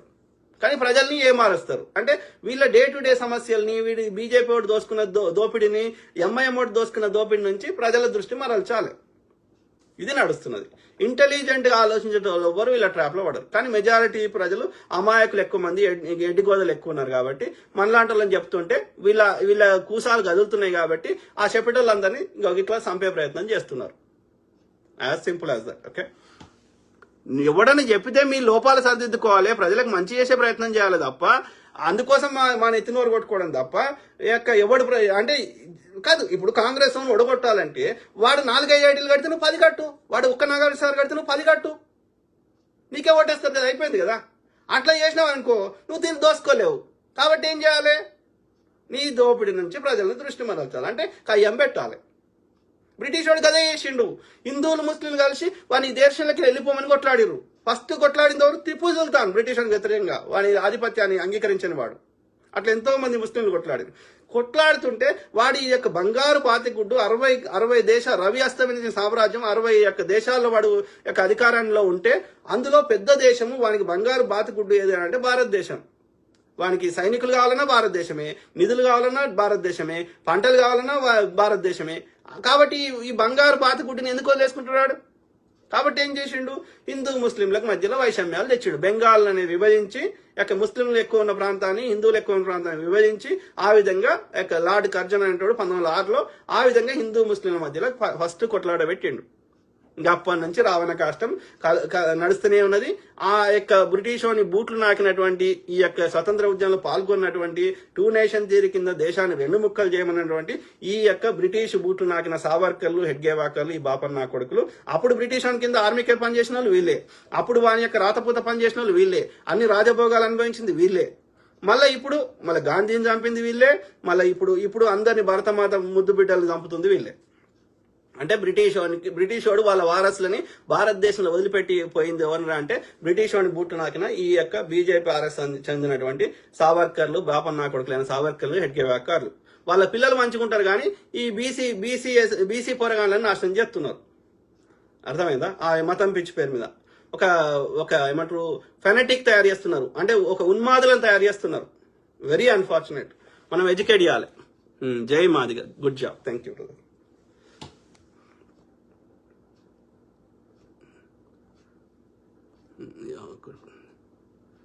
జై మాదిగ.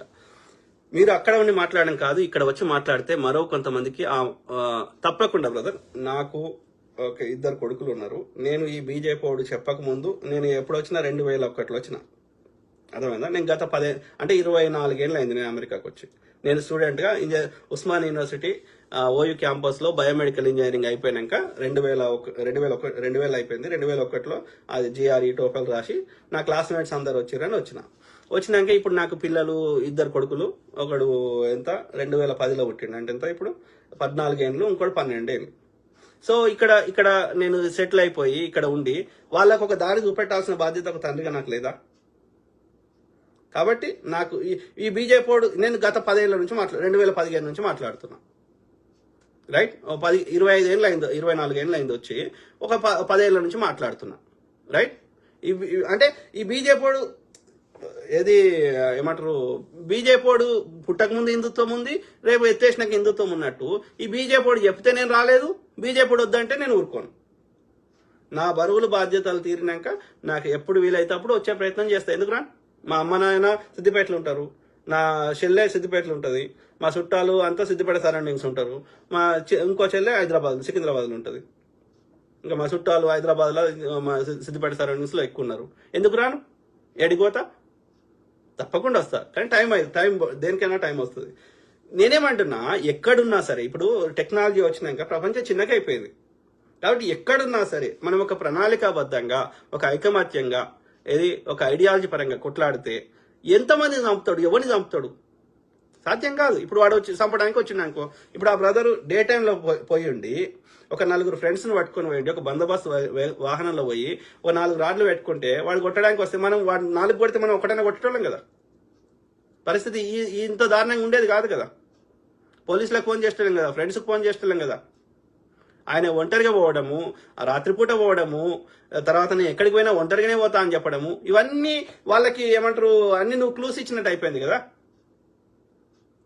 కాబట్టి మనం ఒక ప్రణాళికబద్ధంగా ఇప్పుడు ఎట్లయితే ఒక జేఏసీ ఏర్పడి తెలంగాణ ఉద్యమం చేసినట్టు, ఇంకోటి చేసినట్టు అందరు కలిసి ఒక కార్యాచరణ కింద ఏర్పడితే తప్పకుండా ఎట్లా చేద్దాం, ఏం చేద్దామని ఆలోచించి దానికి కావాల్సిన ఒక డొనేషన్స్ అవసరమైతే వసూలు చేసుకొని ఒక ఏమంటారు వీళ్ళ లోపలనే ఒక మనం ఆయుధాలు పట్టుకునే ఆర్మీలు గేర్మీలు కాకపోయినా, భీమ్ ఆర్మీలు, ఇంకో RSS పారామిలిటరీ దళాలుగా కాకపోయినా, ఆయుధాలు పట్టుకోకపోయినా మనం ఒక ఏమంటారు బాక్సర్ లాగా ఒక రక్షణ కవచంగా ఏర్పడవచ్చు కదా.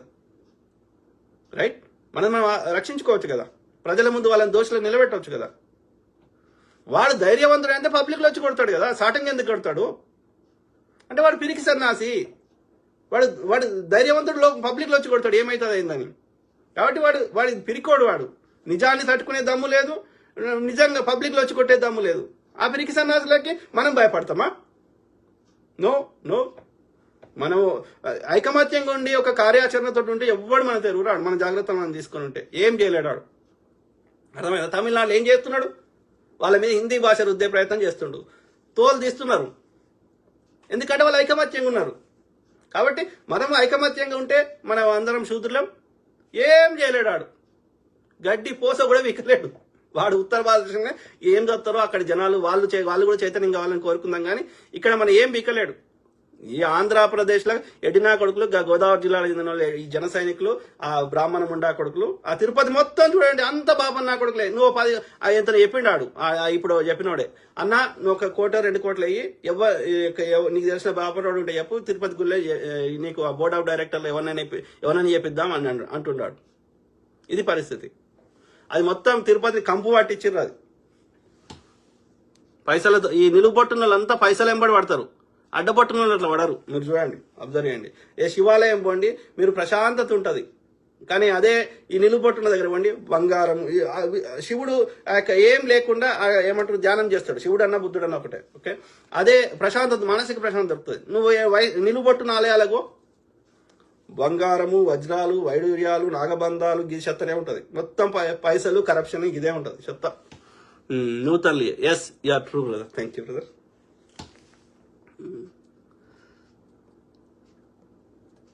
ఏమంటున్నారు తిడుతున్నాడు వాడు తులసి రామకృష్ణారావు లంకిపల్లి. ఎందుకురా అబద్ధం ఆడతావు? తులసి రామకృష్ణ బ్రదర్ కలుపు నీ వర్షన్ చెప్పు, నా వర్షన్ చెప్తా. లేదు అంటే నేను అడిగిన ప్రశ్నలకు సమాధానం చెప్పు. సింపుల్. ఇప్పుడు నేను యాక్సిడెంట్ అయితే ఆయనకి ఒక ముఖం తప్ప వేరే దగ్గర ఎందుకు గాయాలు కావు? ఒక షర్ట్కి ఎందుకు కావు? అట్లా యాక్సిడెంట్ అయితే ఆయన మీద వచ్చి బండి ఎట్లా పండుకుంటుందా? చెప్పు. తులసి రామకృష్ణారావు లంకిపల్లి, మీరు చేసిన పాపాలను కప్పిపుచ్చుకోవడానికి యాక్సిడెంట్ చేస్తా అంటే ఎల్లకాలం నడవది. ఒక కత్తి మహేష్ గారి విషయంలోనో ఒక గద్దరన్న విషయంలోనో మీరు తప్పించుకున్నారేమో. గౌరీ లంకేష్ గారి విషయంలో తప్పించుకోలే కదా, దొరికిపోయినారు కదా. రైట్, అవునే కదా? సో ఎల్లకాలం నడవదు అట్లా అన్యాయం. ఎట్లకాలము ఎవరు చిన్నపిల్లలు పాలు తాగి సంటి పొరగాండ్లు అమ్మ పాలిస్తే పాలు తాగి వండుకుంటే ఎవరు లేరు. మీకు ఎంత తెలివి ఉందో మీకంటే ఎక్కువ మాకు కూడా తెలివి ఉంది కదా. మీ లెక్క మేము చేయకపోవచ్చు, కానీ మీరు చేస్తున్న తప్పు అని గ్రహించలేని స్థితిలో మేము లేము. ఇడ ఎవడు ఇట్లా ఏలేసుకొని కూర్చోలేడ. అర్థమైందారా నాయన? తులసి రామకృష్ణ లంకిపల్లి అంటున్నావు. నీ నాకు చెప్పుకోకు, నీ అంతరాత్మకు చెప్పుకో నువ్వు చేస్తున్న తప్ప రైటా. పక్వాన్ని మోసం చేయగలుగుతావు కానీ మన అంతరాత్మను నువ్వు మోసం చేసుకోలేం కదా. ఆలోచించు బ్రదర్. ఇది నువ్వు చెప్పే అందుకే అంటున్నా, మీరు హిందువులు కాదు, మీరు యొక్క ఆర్య బ్రాహ్మణుల ఉచ్చదాగే అంధభక్తులు. మీరు సనాతన ధర్మాన్ని వివక్షను పెంచి పోషించే గాడిద కొడుకులు. దినకర్ భక్తులు ఏమంటున్నారు? క్రైమ్ సీన్ లో బైక్ బాడీపై పడుకోబెట్టడమే కాదు, పక్కన స్పెక్స్ మాస్క్ చాలా జాగ్రత్తగా పక్కన పెట్టి ఉంచారు. కరెక్ట్. మాస్క్ నలగొద్దు అని, గ్లాసెస్ ని విరగొద్దు అని ప్రవీణ్ గారు వాటిని పక్కన పెట్టి మరలా బైక్ మీదన పెట్టుకొని పండుకుండిపోయారు. అలా చనిపోయారట. ఇది చెప్తారు బ్రదర్. మన చెవులలో తామర పూలు పెడుతూనే ఉన్నారు. ఇక కొందరు అమాయక యువకులు, వాళ్ళకు ఒక బద్దకస్తులైన యువకులు పెట్టించుకుంటారు తామర పూలు, కానీ మాలాంటలను పెట్టించుకోం. వాడు గెలుస్తలేడు. నేను హానెస్ట్ గా చెప్తున్నా. ఇన్ని కుట్రలు చేసినా, ఆ యొక్క సిబిఐ ఈడీ ఐటీ చెప్పి అందరినీ వాళ్ళకి తీసుకున్నా, ఎన్ని చేసినా వాళ్ళు గెలుస్తలేరు. హానెస్ట్ గా చెప్తున్నా. వాళ్ళ చెత్త నిండితే కొంతమంది యువకులు, ఒక రైతు ఎందుకు ఓటేస్తాడు బీజేపీకి? రైతు తన పంట గురించి ఆలోచిస్తాడు కానీ ఆడవడో మతం గురించి ఆయనకి ఎందుకు ఆలోచన ఉంటుంది? No way. వాళ్ళ మతం వచ్చిలో ఒక 5-10% యువకులు, బీసీకి చెందిన యువకులు తప్ప ఎవ్వడు పడతలేడు. వాడి భారతదేశం మొత్తం వానికి ఉన్న ఓటింగ్ పర్సంటేజ్ మాక్సిమం 20%. ఏది ఆ ఉత్తర భారతదేశంలో. దక్షిణ భారతదేశంలో అది కూడా లేదు. 5% కూడా ఎక్కడ దాటది. 1-2% నుంచి మాక్సిమం 5%. మిగతా ఎట్లా వస్తుంది, ఎట్లా గెలుస్తుండు అంటే మోసం, ఈవీఎంలలో మోసం, ఆ యొక్క నంబర్స్లలో మోసం. ఎలక్షన్ కమిషన్ అధికారికి వాడు అక్కడ మోసం చేస్తున్నాడు. మొత్తం మోసమే. అర్థమైందా? గతంలో ఎలక్షన్ కమిషన్ అధికారిని నియమించాలంటే ప్రధానమంత్రి, ప్రతిపక్ష నేత, సుప్రీంకోర్టు జడ్జి, ఈ ముగ్గురు కలిసి నిర్ణయించేటోళ్ళు. మొన్న ఏం చేసిర్రు? ఆ సుప్రీంకోర్టు జడ్జిని తీసేసి అందులో ఈ యొక్క కేంద్ర మంత్రిని పెట్టిరు, అమిత్ షాని పెట్టిరు. అంటే ఇప్పుడు సుప్రీంకోర్టు జడ్జి నిర్ణయం ఎవరిని, ఈవీఎం ఎన్నికల కమిషన్ అధికారిని ఎవరు నియమిస్తారు? మోడీ, అమిత్ షా, ప్రతిపక్ష నేత రాహుల్ గాంధీ. సుప్రీంకోర్టు జడ్జిని తీసేసారు. అంటే ఈ ముగ్గురు ఇట్లా ఇద్దరు ఎడిది కోటేస్తే వాళ్ళదే కదా. అంటే అమిత్ షా, మోడీ వేరేది కోటేస్తారా? అంటే ఆ ఎన్నికల కమిషన్ అధికారిని వీళ్ళకి నచ్చిన వాళ్ళని పెట్టుకుంటుండు. మొత్తం మోసమే. ఎన్నికలు ఫేర్ గా జరిగితే ఒక్క రాష్ట్రంలో బీజేపీకి గెలవదు. 20% కూడా ఓట్లు రావు. ఇట్లా మాట్లాడొద్దు. చేయండి. ఎంతమంది చంపుతారు సంపూర్ చూద్దాం. లేదు ఊరుకోం. మీ బొంద పెట్టుడే, మీ తప్పిదాలను ప్రజల మధ్యలో ఎండగట్టుడే. ప్రజలందరం ఒక ఫ్రెంచ్ విప్లవంలో ఎట్లయితే వచ్చిందో వాడిని ఫ్రెంచ్ రాజుగాన్ని ఎట్లయితే ఉరిదీసిరో పబ్లిక్ లా, ఆ రోజులు దగ్గర పడ్డాయి. అర్థమైందా? ప్రకృతి మాత ఊరుకోదు. సాయుధ పోరాటం ఎట్లయితే అయిందో అట్లాంటి పోరాటాలు అనునిత్యం జరుగుతాయి. మీ బీజేపీ ఆర్ఎస్ అంజనోళ్ళని పారదోలుడే జరుగుతుంది. చేద్దాం. ఎంతమంది చేస్తారో చేయరు చూద్దాం. కిషోర్జీ ఏమంటారు? అసలు యాక్సిడెంట్ స్పాట్ లో ఎంత స్పీడ్ లో పోతున్నాడు? 70 నుంచి 100 కిలోమీటర్లు వచ్చి బైక్ స్కిడ్ అయితే దాని ఇంపాక్ట్ ఎంత ఉంటుంది? బైక్ స్టెమ్స్ విరిగే ఛాన్స్ ఉందా, పల్టీలు కొట్టే ఛాన్స్ ఉందా, అంత స్పీడ్ లో వచ్చి 5 ఫీట్ల డిస్టెన్స్ లో కూడా బైక్ పోలేదా, అక్కడ మట్టి బురద ఉంటే అక్కడికక్కడే ఆగిపోతుందా, ఫిజిక్స్ లాస్ ని ఈ ఇన్సిడెంట్ సాటిస్ఫై చేస్తుందా, శాటిలైట్ ఇమేజెస్ లేవా, ముందు రోజు శాటిలైట్ ఇమేజ్ ద్వారా అక్కడ శాటిలైట్ ఇమేజ్ ద్వారా చూడొచ్చు కదా, అసలు యాక్సిడెంట్ వరకు సీసీటీవీ ఫుటేజ్ ఉంది, దాని తర్వాత సీసీ ఫుటేజ్ ఎందుకు లేదు, కరెక్ట్. వందల డౌట్లు ఉన్నాయి. ఒక సింపుల్ బ్రదర్, విజయవాడలో ఎక్కడెక్కడ ఆ రాత్రి ఏమేం జరిగింది, ప్రవీణ్ బ్రదర్ ఎక్కడ ఎవరిని కలిసి 4 గంటలు ఎవరినో కలిసిండు, ఆ 4 గంటలు ఎవరినో కలిసినాక ఏం జరిగింది తెలుసుకుంటే అన్ని విషయాలు బయట పడతాయి. విజయవాడలో ఉన్న అన్ని సీసీ ఫుటేజ్లను పట్టుకొస్తే ఆ రోజు ఎక్కడెక్కడ ఏ వాహనాలు పోయినాయి, ఏమైంది, ఈయన 4 గంటలు ఎవరిని కలిసిన తర్వాత ఏమైంది తెలుసుకుంటే మొత్తం తెలిసిపోతుంది.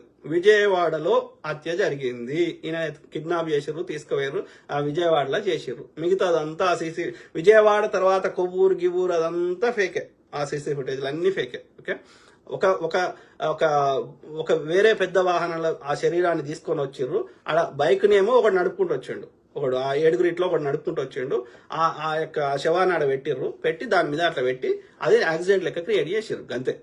ఆ బైక్ల మీద ఎందుకు వచ్చిండు అంటే బైక్ దేవాలి ఒకటి, రెండోది ఆ సీసీ ఫుటేజ్లలో ఈ బైక్ మీద వచ్చిన ఆయన్నే ప్రవీణ్ అన్నట్టుగా క్రియేట్ చేయాలి. మొత్తం విజయవాడలో జరిగింది ఆ రోజు రాత్రి. ఆ మొత్తం విజయవాడ రిలేటెడ్ మొత్తం సీసీ ఫుటేజ్లు పట్టుకొని వస్తే ఎవ్రీ ఇన్ఫర్మేషన్ వస్తుంది. సింపుల్. ఓకే, ఇక ప్రవీణ్ బ్రదర్ ఫోను ఆయనతోటే ఉండేనా చంపినప్పుడు, లేకపోతే ఈ 7 ఒకటి తీసుకోండి అనేది మనకు తెలియదు. అది కూడా తెలిస్తే ఆ ఫోన్ ఫోరెన్సిక్ రిపోర్ట్ లో ఆ ఫోన్ ఎక్కడెక్కడికి పోయిందో అది కూడా తెలిసిపోతుంది. ఓకే, కాబట్టి ఇప్పుడు శరీరంలో ఏమైంది అనేది పోస్ట్ మార్టం చెప్తుంది, ఈ మిగతా అన్ని ఫోరెన్సిక్ చెప్తుంది. ఆయన శరీరం, ఆయన యొక్క యాక్సిడెంట్ స్పాట్ లో దొరికిన వస్తువుల మీద ఎవరి ఎంట్రికలు పడ్డాయి, ఎవరి రక్తం పడ్డది, ఎవరి ఉమ్ము పడ్డది, ఇవన్నీ లేకపోతే ఇంకేమేమి ఉన్నాయి అనేది ఆ ఫోరెన్సిక్ లో చెప్తుంది. ఓకే, అంత కష్టం కాదు తెలుసుకోవడం. ప్రభుత్వం చిత్తశుద్ధిగా వాళ్ళకి ఆల్రెడీ తెలుసు మొత్తం ముచ్చట, కానీ మన కోసం, మన సాటిస్ఫాక్షన్ కోసం నిష్పక్షపాతంగా ఇవన్నీ రిపోర్ట్లు పెడితే అన్ని బయటకు వస్తాయి. సింపుల్. ఏదొచ్చినా ఇవన్నీ ఇట్లా ఉన్నదని తెలిస్తే అది సిబిఐ విచారణకు పోతుంది, సుప్రీంకోర్టులో కేసు అవుతుంది, అది విచారణకు రాదు. సింపుల్. అయినా సరే ఒక మానవత్వం అనేది ఉండాలి కదా. ఇంకా వాళ్ళు చంపిన వాళ్ళకి ఎందుకు ఉంటుంది, వాడు మానవత్వం ఉన్నోడు ఎందుకు చంపుతాడు, కాబట్టి పండుగని సంబరం చేస్తున్నాడు. మహాత్మా గాంధీని చంపే, జాతిపితను చంపే, ఒక ముస్లిం లెక్క వేషం వేసుకొని సుంతి వేయించుకొని మహాత్మా గాంధీని చంపి వీధులలో స్వీట్లు పంచుకున్నారు. ఇక వీళ్ళకి మానవత్వం ఎక్కడి నుంచి ఉంటుంది? ఆయన హిందువులకు ఏం అన్యాయం చేసిండు, ముస్లింకి ఏం అన్యాయం చేసిండు? అంత ధైర్యం అంటే మరి ముస్లిం ఎందుకు చెప్తున్నావు? ముస్లిం చెప్తే హిందూ ముస్లిం గొడవ కావాలి. ఇది ఈ బ్రాహ్మణుల బతుకు. Very unfortunate. శివుడు అన్న ఆయన మందు కొన్నట్టు సీసీ ఫుటేజ్ రోడ్డు మీద ఆగిన పిక్స్ ఉన్నాయి. కరెక్ట్ బ్రదర్, ఉన్నాయి. ఉంటే ఏమైంది? కొనుక్కుంటే అది వేరే ఫ్రెండ్ గిఫ్ట్ ఇచ్చిండా, ఆయనే పొద్దుకి దోస్తు దగ్గర పోయినాక తాగుదాం అనుకున్నాడా తెలియదు కదా. తాగే నడిపిండా అనుకుందాం ముచ్చట కోసం. తాగి నడిపితే యాక్సిడెంట్ అయితే గంత మంచిగా ఆయన తెచ్చుకొని ఆయన మీద మండ పెట్టుకుంటాడా? శరీరం మీద ఎక్కడ గాయాలు కావా? తాగి నడిపి అదే రోడ్లో పోతాడా తాగినోడు? పక్క రోడ్లో పోడా, ఆపోజిట్లో పోతే పెద్ద వాకిలు వచ్చి గుద్దితే ఉంటాడా? ఆయన శరీరం ముక్కలు కాదా, బండి ముక్కలు కాదా? Common sense.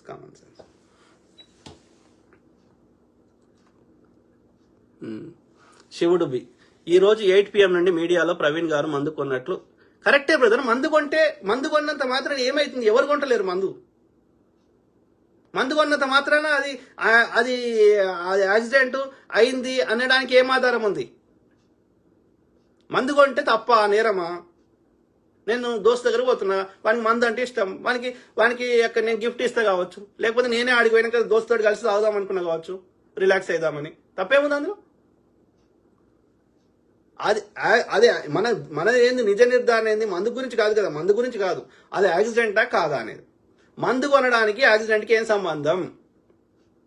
యాక్సిడెంట్ అయితే గట్ల అవుతుందా, పండుకున్నట్టు అవుతుందా, ఎక్కడ శరీరం గాయాలు కావా? గది ఆలోచించు. వాళ్ళు ఎంతసేపు వాళ్ళ ప్రయత్నం అంత ఏంది, ఇవన్నీ పెట్టే ఉద్దేశం అది యాక్సిడెంట్ అని భ్రమను క్రియేట్ చేయాలి, కేసును క్లోజ్ చేయాలి, అది వాళ్ళ కుట్ర.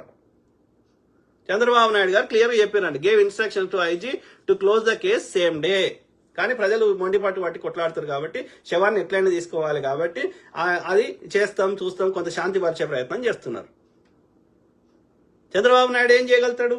ఏం చేయలేడు. అమిత్ షాకి వ్యతిరేకంగా మాట్లాడితే ఆయన పని చేశారు కదా, తీసుకొని 40 రోజులు 60 రోజులు జైల్లో పెట్టారు కదా. అమిత్ షా పర్మిషన్ లేకుండా జరిగినాయి ఇవన్నీ. ఆయన బీజేపీకి తెప్పించుకోవడానికి చేసిన ప్రయత్నాలు అవన్నీ. సింపుల్.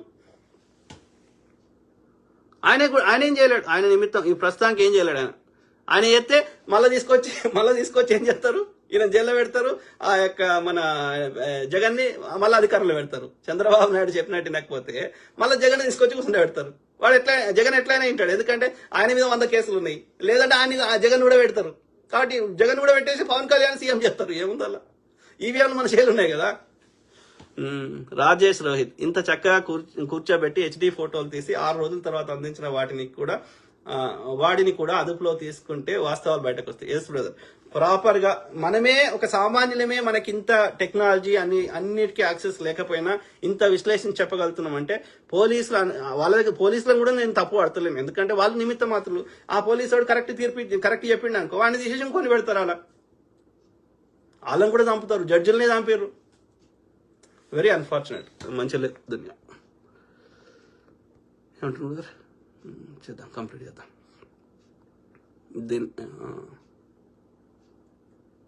ఆయన్ను అంతకు ముందే చంపేశారు సార్. కరెక్ట్.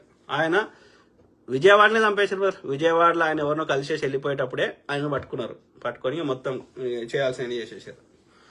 ఆయన లాగా వేరొకడు. Correct. Yes, Kumar Prasad. Yes brother. Joy John. ఆ మందు కొన్న సమయం 10 గంటలు, అంత దూరం 1 గంటలో రాగలడా? కరెక్ట్. విజయవాడలో చంపేశారు, ఇది నిజం. కరెక్ట్ శివుడు. రత్నం కలగాత అంతా ఒక ప్లాన్ ప్రకారం చేసారు కొడుకులు. ఒక్కరిని లేకుండా చేస్తే ప్రవీణ్ అన్న లాంటి వాళ్ళు వేలల్లో పుట్టుకొస్తారు. కరెక్ట్. అదొక భయోత్పాతాన్ని క్రియేట్ చేయడం. అంటే ఎవ్వడు కూడా ఈ యొక్క రాముని గురించో ఈ యొక్క హిందుత్వంలో ఉన్న మూఢత్వాల గురించి ప్రశ్నించకూడదు. ఎందుకంటే నువ్వు ఏసయ్య ప్రభు గొప్పోడు అని చెప్పుకుంటే వాళ్ళకి సమస్య లేదు. కానీ నువ్వు రాముడు ఇట్లా, సీతను అట్లా అన్నాడు, ఇంకోటి అన్నాడు అంటేనే వాళ్ళకి సమస్య వస్తుంది.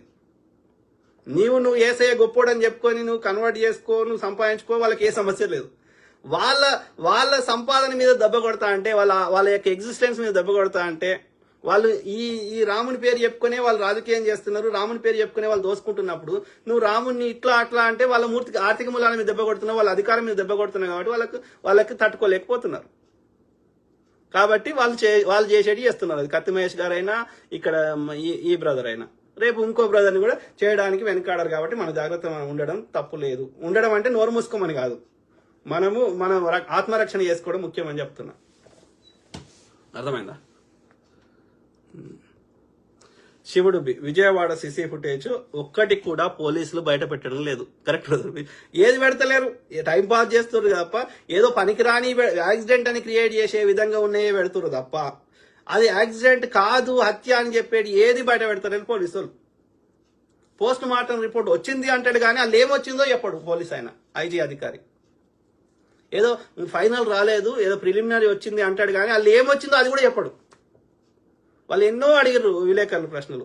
శరీరం మీద ఇట్లా కాలుతో దొక్కింది, రక్తం ఉంది అంటే సపోర్ట్ చేయడు అంటాడు తప్ప దానికి కరెక్ట్ ఆన్సర్ చెప్పాడు.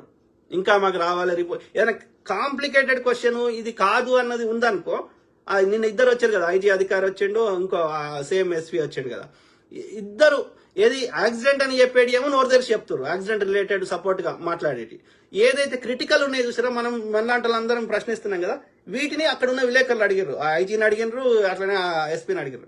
దానికి మాత్రం కరెక్ట్ సమాధానం చెప్తలేరు. ఇంకా మాకు పూర్తి వివరాలు రాలేదు, మేము ఇంకా ఇది చేస్తున్నాం, కానీ చంద్రబాబు నాయుడు గారు వచ్చి అప్డేట్ ఇవ్వమన్నారు కాబట్టి ఇస్తున్నాం, ఇంకా మాకు రావాలి ఇట్లా నానవేస్తున్నారు తప్ప దానికి మిగతా వాటికి ఆన్సర్ చెప్తున్నారు. ఆ సీసీ ఫుటేజ్ ఇదని చెప్తారు, ఈ సీసీ ఫుటేజ్ చెప్తారు, కానీ అసలు ముచ్చడి చెప్తలేదు. 4 గంటలు కలిసిండు, 4 గంటలు అక్కడ స్పెండ్ చేసిండు అని చెప్తున్నాడు ఐజీ అధికారి. మరి ఆ 4 గంటలు ఎవరితో కలిసిండు అంటే తెలియదు అంటాడు. మరి అక్కడ ఏమైంది ఆ 4 గంటల తర్వాత అంటే తెలియదు అంటాడు. ఇంకా మేము చేయాలి, ఇంకా మేము కనుక్కోవాలంటాడు. అంటే వాళ్ళకి ఇన్ని తెలిసినప్పుడు గవేం తెలియ, they know everything. But they are helpless. వాళ్ళకి అన్ని తెలిసినా వాళ్ళు అచేతనం. వాళ్ళ అమిత్ షా ఈ ముఖ్యమంత్రి, ప్రధానమంత్రి లేదంటే హోంశాఖ మంత్రి వాళ్ళ చేయిలో ఏమంటారు బందీలు అయిపోయారు. వాళ్ళు ఏం చెప్పినా వాళ్ళకి భిన్నంగా వాస్తవాలు చెప్పితే వాళ్ళ ఉద్యోగాలు పోతాయి. కాబట్టి ఏం చేయలేదు. అంటే ఈ చిన్న జిఆర్ గాడు ఇదంతా ఒక అమిత్ షా తోటి చెప్పి వేయించండి అనేది మనకు అర్థమవుతుంది.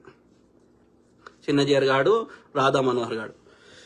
జాయ్ ఈ మందు ఫోటోలు ఆ టీవీ వారికి ఎలా వచ్చాయి? పోలీసులు కదా బహిర్గతం చేయాలి అంటే పోలీసులే వాళ్ళకి ఇచ్చారు. సీసీ ఫుటేజ్ ఎవరి దగ్గర ఉంటాయి? లేదంటే మందు షాప్ దగ్గర ఉంటాయి కదా. ఎవ్రీ షాప్ వాళ్ళ దగ్గర ఉంటాయి కదా సీసీ ఫుటేజ్. విలేకరు పోయి అడిగిండు కావచ్చు, కానీ ఆ పర్టికులర్ దానిలో కొన్నాడు అని ఇంకెట్లా తెలుసు? అంటే ఆ టీడీపీలో ఉన్నాడు ఆ పోలీస్ అధికారి ఎవడో చెప్పింటాడు కదా, టీడీపీలో ఉన్న వాళ్ళు ఎవరో కావచ్చు. అంటే ఈ విలేకరునికి ఆడ పైన కూటమి ప్రభుత్వంలో కాంటాక్ట్లు ఉన్నాయని అర్థమవుతుంది. Srinathan common sense correct. ఎవరు ఏమంటున్నారు కదా, శ్రీనివాసరావు కంచుమర్తి ఏమంటున్నారు కదా, టోల్ గేట్ దగ్గర బైక్ డ్రైవ్ చేసినోడు, బార్ షాప్ దగ్గర వైన్ కొన్నోడు, ఈ రెండు పిక్స్ లో ఉన్నోడు కానే కాదు. చదువుదాం మొత్తం. టోల్ గేట్ దగ్గర బైక్ డ్రైవ్ చేసినోడు, బార్ షాప్ దగ్గర వైన్ కొన్నోడు, ఈ రెండు పిక్స్ లో ఉన్నోడు ఒకడే కానీ ఇతను పాస్టర్ ప్రవీణ్ పగడాల మాత్రం కాదు. అంతే అంటారు కదా, కావచ్చు. Maybe you're right. కేసును తప్పుదో పట్టించడానికి పెద్ద డ్రామా అనే ప్లాన్ ప్రకారం ప్లే చేశారు. I think so brother, maybe you're right. ఇలాంటివి మేము ముందే ఊహించాం. ప్రవీణ్ పగడాల మందు త్రాగడు, అతను గాడ్స్ ఇన్నోసెంట్ కావచ్చు బ్రదర్. ఈ బ్రదర్ కి ప్రవీణ్ బ్రదర్ గురించి బాగా తెలుసు అనుకుంటా. మేము డిమాండ్ చేసేది ఒక్కటే, కేసు తప్పుద్రోవ పట్టకుండా వాస్తవాలు బయటకు తీసుకురండి. ఇలాంటి ఫేక్ వీడియోలను నమ్మవద్దు. టోల్ గేట్ దగ్గర బైక్ డ్రైవ్ చేసినోడు, బార్ షాప్ దగ్గర వైన్ కొన్నోడు, ఈ రెండు పిక్స్ లో ఉన్నోడు ఒక్కడే కానీ, మళ్ళీ రిపీట్ చేసినావు బ్రదర్, ఒక్కడే కానీ ఇతను పాస్టర్ ప్రవీణ్ పగడాలు కాదు. మళ్ళీ అదే కొట్టినట్టున్నావు కదా, కరెక్ట్. సో అది అర్థమైందా బ్రదర్? ఏం పేరు బ్రదర్ పేరు? శ్రీనివాసరావు కంచుమర్తి, కరెక్ట్ చెప్తున్నాడు. సో తాగడంట మరి, అంటే ఆయన జీసస్ ని పవిత్రంగా పూజిస్తాడు కదా, తాగడం. సో కిషోర్జీ, అసలు యాక్సిడెంట్ స్పాట్ లోకి హైవేలో కాకుండా వేరే రూట్ లో వచ్చి బ్యాక్ సైడ్ నుంచి బాడీను ఆ స్పాట్ లో పెట్టే ఛాన్స్ లేదా? ఉండొచ్చు, మనకేం తెలుసు. క్రిమినల్ అనేటోడు వాడు ఒక పథకం ప్రకారం ఒక ప్రీ ప్లాన్ గా చేసిన వాడికి ఏమని చేయగలుగుతారు వాళ్ళు? దే కెన్ డూ ఎనీథింగ్, చేయొచ్చు. ఎవరికి తెలుసు? We don't know. ప్లస్ అది నరసాపురం అంటే వాళ్ళ కిందకి వస్తుంది. ఆ కొవ్వూరు అనేది నరసాపురం కాన్స్టిట్యున్సీ కింద వస్తుందా? ఆ బీజేపీ ఎంపీకి సంబంధించిన వాడు ఉన్నాడు కదా, భూపతి రాజు శ్రీనివాస వర్మ, వన్ కాన్స్టిట్యున్సీ వస్తుందా? నాకు తెలియదు. ఎందుకంటే నాకు ఆంధ్ర గురించి అంత డీటెయిల్గా తెలియదు, ఏది అన్ని ప్లేస్ల గురించి. జాయ్ జాన్, ఆ సదరు వైన్ షాప్ ఓనరు పోస్ట్ పెట్టారు, ఆ షాపుకి ప్రవీణ్ గారు రాలేదని. అయితే అది ఎవడో ఉన్నాడు, వేరే వాడు ఉన్నాడు, ఆ ఏడుగురు ఇట్లా వాడు ఒకడు ఉన్నట్టున్నాడు. ఆ ప్రవీణ్ బ్రదర్ వేసుకున్నాడేమో జాకెట్ అవన్నీ కావచ్చు.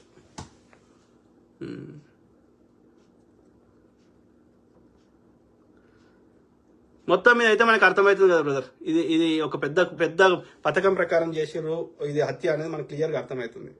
ఇంకా మనం చేయాల్సింది ఏందో ఆలోచించుకోవాలి. ఇప్పుడు పెద్దలందరూ కూర్చోండి, మేధావులు కూర్చోండి, ఆలోచించుకోవాలి. ఇట్లాంటి పునరావృతం కాకుండా ఏం చేయాలి, ప్లస్ ఈ కేసులో దోషులకు శిక్షలు పడాలి. ఈ రెండు మన గోల్ మెయిన్. మీ అందరు కూర్చుండి ఆలోచించాలి. కిషోర్జీ, అంటే ఆలోచించడంతో పాటు దాన్ని ఒక కార్యాచరణ పెట్టాలి, కార్యాచరణ కమిటీ వేసుకోవాలి. కిషోర్జీ, ఇప్పుడున్న టెక్నాలజీతో ఫేస్ ను చేంజ్ చేస్తున్నారు. సీసీటీవీ ఫుటేజ్ లో డేట్ చేంజ్ చేయలేడు అని ఎలా నమ్మగలం? అసలు సీసీటీవీ ఫుటేజెస్ అన్ని పోలీసుల కంటే ఎలా ముందే రిలీజ్ అవుతున్నాయి ఏంటి? గుడ్ క్వశ్చన్స్, చాలా క్వశ్చన్స్ ఉన్నాయి. ఇవన్నీ అడుగుతుంటే పోలీసులు సమాధానం చెప్పలేకపోతున్నారు. ఎందుకంటే వాళ్ళకు కూడా తెలుసు వాస్తవం ఏందనేది, బట్ దే ఆర్ హెల్ప్లెస్. ఇక మనని టైం పాస్ చేస్తున్నారు అంతే పోలీసులు వచ్చి, అంతకుమించి చేయలేదు. కిషోర్జీ, ఇంకొక్కటే బ్యాలెన్స్, రేపు ప్రవీణ్ గారికి RJYలో ఇల్లీగల్ రిలేషన్ ఉంది అని చెప్తారు ఏమో. అవన్నీ ఒకవేళ ఉన్నా సరే బ్రదర్, నువ్వు చెప్పినది ఇల్లీగలో లేకపోతే తాగుడో ఇవన్నీ ఉన్నా సరే అది యాక్సిడెంట్ అనడానికి ఏం ఆధారం ఉంది అనేది మన మెయిన్ క్వశ్చన్. వ్యక్తులం అన్నప్పుడు ప్రతి ఒక్కరి లోపల రెండు కోణాలు ఉంటాయి. కొన్ని బలాలు ఉంటాయి, కొన్ని బలహీనతలు ఉంటాయి. ఎవరి జీవితంలో అయినా, నేనైనా నువ్వైనా. కాబట్టి ఇది వాళ్ళ యొక్క క్యారెక్టర్ గురించి కాదు కదా చర్చ. అది యాక్సిడెంటా హత్యనా అంతవరకే మన చర్చ. ఇక మిగతా అన్ని వాళ్ళ పర్సనల్ లెవెల్లో వాళ్ళ బెడ్రూమ్లో ఏం చేసుకుంటారు మనకెందుకు. ఎవరికైనా నేను ఎనీ బాడీ మోడీ ఎంతమంది స్త్రీలని కంగనా రనౌత్తో ఏం చేస్తుండు అనేది మనకు తెలియదు. తెలుసుకొని చేసే అలా పనికొచ్చే విషయం కాదు. కానీ ఇక్కడ మనది అది హత్యనా యాక్సిడెంట్ అనేది మన మెయిన్ చర్చ. మందు కొనుక్కున్నాం అవన్నీ కాదు. మందు అసలు ఏమంటున్నావు శివుడు. ఐజీ అంటాడు మీ డౌట్స్ ఉంటే చెప్పండి, దాని గురించి కూడా ఎంక్వైరీ చేస్తామంటున్నాడు. అసలు అతను ఐజీనేనా అంటాడు కానీ అడిగిన దానికి ప్రశ్నకు సమాధానం చెప్పాడు. అంటే క్లియర్గా అర్థమవుతుంది కదా, నాంచి వేస్తున్నారు, దాన్ని తాత్సారం చేస్తున్నారు, టైంపాస్ చేస్తున్నారు. ఎందుకోసం? ప్రజల ఆవేశం ఇయ్యాలున్నది రేపు ఉండదు, చల్లబడుతుంది. ఆ తర్వాత కొన్ని రోజులు ఆగి కేసును కొట్టేస్తే అయిపోతుందని వాళ్ళ ఆలోచన. ఎందుకంటే ఇయ్యాలున్న వేడి 10 రోజుల తర్వాత ఉండదు కదా. సో అది వాళ్ళ ఆలోచన. మనం కొట్లాడాల్సింది పోలీసులతోటి కంటే కూడా ఈ ముఖ్యమంత్రితోటి కొట్లాడాలి. సింపుల్. పవన్ కళ్యాణ్ తోటి కొట్లాడాలి, ఉప ముఖ్యమంత్రి తోటి కొట్లాడాలి. ఇది కేసు విచారణ చేయాలని. తెలంగాణ ముఖ్యమంత్రితో కూడా కొట్లాడి వాళ్ళ మీద ప్రెజర్ పెట్టమని చెప్పాలి. ఆ మోడీ అమిత్ షా తోటి కొట్లాడి ఎవడి నిర్ణయం చేసే పొజిషన్ ఉన్నాడో వాళ్ళతో కొట్లాడాలి. అధికారులు ఏం చేస్తారు పాపం? నువ్వు నేను ఎంత కొట్లాడినా వాళ్ళు ఏం చేయలేరు కదా. మహా ఏం చేస్తారు, ఇంకా తిక్కలేస్తే రిజైన్ చేస్తారు. రిజైన్ చేస్తే ఇంకొని పెట్టుకుంటున్నాడు. కాబట్టి మనం డెసిషన్ మేకింగ్ వాళ్ళతోటే కొట్లాడాలి. జాయ్ జాన్ అందరు పోయి ముఖ్యమంత్రి ఇంటి ముందర మొత్తం ధర్నా చేస్తే ఏం చేస్తాడు? మనం చెప్పిన అన్నిటికో ఒప్పుకోవాల్సి వస్తుంది. మన డిమాండ్లన్నీ అందుకే అంటున్నాం. మేధావులందరి గురించి ఆలోచించి ఏమేమి డిమాండ్లు ఉన్నాయో అవన్నీ పెట్టి ముఖ్యమంత్రి ఇంటి ముందడికి పోయి ఉప ముఖ్యమంత్రి ఇంటి ముందడికి పోయి మన డిమాండ్లను ఒప్పుకునేదాకా లేవద్దు. సింపుల్. జాయ్ జాన్ ప్రభుత్వ ఒత్తిడి ఉంటే ఆయన ఏమి చేయగలడు? ఏదో ఏజెన్సీ నక్సల్ జోన్లకు ట్రాన్స్ఫర్ చేస్తారని భయం. కరెక్ట్ కదా. అందుకే అంటున్నాయి అధికారులని 1% కూడా తప్పు పడతలేదు. వాళ్ళ నిస్సహాయులు. నువ్వున్నా నేనున్నా ఏం చేయలేము. అధికారులు ఉంటే నేను నా భార్య పిల్లల్ని పోషించుకోవాలి కాబట్టి, నాకు జీతం రావాలి కాబట్టి నేనేం చేయగలుగుతా? వాడు చెప్పింది తినాల్సి వస్తుంది. పైవాడు లేకపోతే తీసేస్తాడు, లేదంటే జంగల్లో వారెత్తాడు, లేదంటే చంపిస్తాడు. కాబట్టి మనం కొట్లాడాల్సింది ఎవడు నిర్ణయం చేసే పొజిషన్లో వాంతటి కొట్లాడతాం. మేము పోలీస్ అధికారులతో కొట్లాడతలేము. మేము కొట్లాడేది చంద్రబాబు ముఖ్యమంత్రి గారితో కొట్లాడుతున్నాం, ఉప ముఖ్యమంత్రి గారితో కొట్లాడుతున్నాం, హోంశాఖ మంత్రితో కొట్లాడుతున్నాం. రాష్ట్ర స్థాయి అయినా కేంద్ర స్థాయి అయినా ఎవరు డెసిషన్ మేకింగ్ ఉన్నారో వాళ్ళతో కొట్లాడతాం. అది తెలంగాణ ముఖ్యమంత్రి కానీ, ఆంధ్రప్రదేశ్ ముఖ్యమంత్రి కానీ, భారతదేశ ప్రధాని కానీ వీళ్ళతో కొట్లాడతాం. అమిత్ షాతో కానీ. కింది స్థాయి అధికారులతో మాకు కొట్లాడలేదు. సో అది చాలా టైం అయినట్టుంది. కంప్లీట్ చేద్దామా? శివుడు బి పోస్ట్ మార్టం రిపోర్ట్ వారం పట్టడం వరల్డ్ రికార్డ్ ఏమో అన్న. ఎందుకంటే అవి మారుస్తారు. ఏం మారుస్తారు? అలా యాక్సిడెంట్ కాకుండా వేరే ఏ డేటా ఉన్నా అది దానిలో నుంచి తీసేస్తారు. సింపుల్. కరెక్ట్. నిన్న వచ్చింది అంటున్నాడు. వచ్చిందంటే మళ్ళీ ఏం వివరాలు ఉన్నాయో చెప్తలేడు. ప్రిలిమినరీ వచ్చింది, ఇంకా ఫైనల్ రాలే అంటున్నాడు. ప్రిలిమినరీ ఏముందో చెప్తలేడు, ఇంకా ఫైనల్ రాదే. అంటే ఈస్ డూయింగ్ టైం పాస్. శ్రీనాథియన్ కామెడీగా చూడు బ్రదర్, వాడు బీజేపీ RSS అంధభక్తున్నాడు, విద్వేషపురుగున్నాడు. ఎంత గలీజ్గా కామెంట్ పెడుతుండో చూడండి. కామెడీగా ఉందిరా నిన్ను చూస్తుంటే. ఇంకా 100 సంవత్సరాలు శ్రీనాథ్ ఎన్ అంటావు అని పేరు. ఎన్నంటే ఇంటి పేరు ఎందుకు పెట్టుకోలేదురా? శ్రీనాథ్ ఎన్.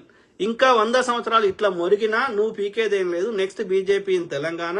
ఇంకా 50 years బీజేపీ ఉంటదిరా కేంద్రంలో. ఎందుకురా మరి ఎన్నికలు? చింపి భారతపు రాజ్యాంగం లంచ కొడక. రే శ్రీనాథ్ లంచ కొడక, నువ్వు అంత ధైర్యంగా చెప్తున్నావు కదరా. ఎందుకురా ఎన్నికలు? ఎందుకురా లంబడి కొడక? చింపే రాజ్యాంగం చింపేసి. సౌదీ అరేబియాలో ఎన్నికలు అయితే లేవు, ఇక చాలా దేశాలు అయితే లేవు. మేమెందుకు కొట్లాడతాం రా? నువ్వు రాజ్యాంగం చింపేసి భారతదేశం ప్రజాస్వామిక దేశం కాదు అని రాసేయి. మోడీ ఉంటాడు, మోడీ వచ్చినాక ఈ శ్రీనాథ్ గాడు అవుతాడని రాసేయి రాజ్యాంగంలో. రాజ్యాంగం కాదు, నీ మనుష్య ధర్మశాస్త్రం రాసేసి. మేమెందుకు కొట్లాడతాం రా? మేము కొట్లాడుతున్నది అది ప్రజాస్వామ్యం, ప్రజలను చైతన్యం చేద్దామని. కాదు మేము ఎన్నికల ప్రాసెస్నే దొబ్బ పెడతాము, మేము ఇట్లనే చేస్తాం, లంచ కొడుకులాము, మేము భూమిని ఎంతకాలం ఉంటాము అని మీరు అనుకుంటే మరి ఎందుకు లేటర్ ఎట్కేవాకారు గాడు ఎందుకు చచ్చిండ్రా? వాజ్పేయికి చెప్పుకొని రోగాలు ఎందుకు చచ్చిండ్రా? మురళీ మనోహర్ జోషి గారు ఎందుకు చచ్చిండ్రా? రాసిరా లంచ కొడక రే శ్రీనాథ్ లంచ కొడక. మోడీ గాడు భూమిని ఎంతకాలం ఉంటాడు రాసిరా. బాపన్న కొడుకులు భూమిని ఎంతకాలం ఉంటాడు రాసిరా లంచ కొడక. నువ్వు ఉంటావని రాసిరా లంచ కొడక. మీ నాయన మీ తాత చావలేదురా లంబడి కొడక. లుచ్చనా కొడక. మనకి ప్రజాస్వామిక దేశం కాబట్టి ప్రజలు చైతన్యం చేస్తున్నాం. పెండదింట చచ్చిపోతారు కాబట్టి సావద్దని చెప్తున్నాం. అది చాలురా. మీ చెత్త నుంచి ప్రజల్ని కాపాడుకుంటే మాకు అది చాలు. ప్రజలందరినీ ఇబ్బంది పెట్టి సావుపో. మీరే చెప్పారు కదా కర్మ ఎవడు తప్పించుకోలేడని. మరి చిన్నజీఆర్ గాడు చావడరా, రామానుజ గాడు చావలేదురా. లంచా కొడక, సిగ్గులేని లంచ. ఏం చేసుకుంటారు అధికారం? కాదురా, ఉంటాడు కదరా వాడు, సస్తాడు కదరా మోడీ గాడు, అమిత్ షా గాడు చావడరా. లంచా కొడక, నీతి లేని వాడుకో. నీ అన్నదమ్ములు అందరిని ఇబ్బంది పెట్టి ఏం చేసుకుంటారా? వాళ్ళ శవాల మీద పేలాలు ఏరుకునే బాడుకో. రారా చర్చకు కదా దమ్ముంటే. తంతరు పట్టుకొని ఏ రోగం వచ్చి చచ్చో ఎవడికి తెలుసు? ఆలోచించుకోబే శ్రీనాథ్ లంచ కొడక. బోసడికేగాడు, సిగ్గులేని లంచ కొడుకు. అరే మనం తిన్నది అరగాలి కదరా. గుండె మీద చేయి పెట్టుకుంటే నిద్ర రావాలి కదరా లంచ కొడక. ఏం మాట్లాడుతున్నావు బే? మరి ఎన్నికలు ఎందుకురా? ఆ ఎన్నికలకి అయ్యే పైసలు కూడా వేస్ట్ కదరా బోసిడికే. వాడే రాసుకున్నాను పుస్తకం. ఎందుకు వెనకట రాజుల కాలంలో ఎన్నికలు లేని రోజులలో ఎవడు కొట్లాడినా రాజుతోటి ఎవడు కొట్లాడలే. వాడు 200 ఏళ్ళు పరిపాలించినా సప్పుడు చేయలే. మరి నీకు అట్లా చేసేదంటే చేసేయరా, రాసేయరా పుస్తకం అంటున్నా. ఇట్లా ఈ తలకాయ మా తలకాయ ఎందుకు తింటావు? మా టైం ఎందుకు వేస్ట్ చేస్తావు? కాదు, నువ్వు రాజరికమే ఉంటుంది భారతదేశంలో అని రాసినాక, ఒక పర్టికులర్ బీజేపీ లంచ కొడుకులు పరిపాలిస్తారని రాసినాక మేము ఎందుకు కొట్లాడతారా? మా టైం ఎందుకు వేస్ట్ చేసుకుంటారా? సిగ్గులేని బాడుకో. అన్నం తింటున్నావు రా లంచ కొడుక.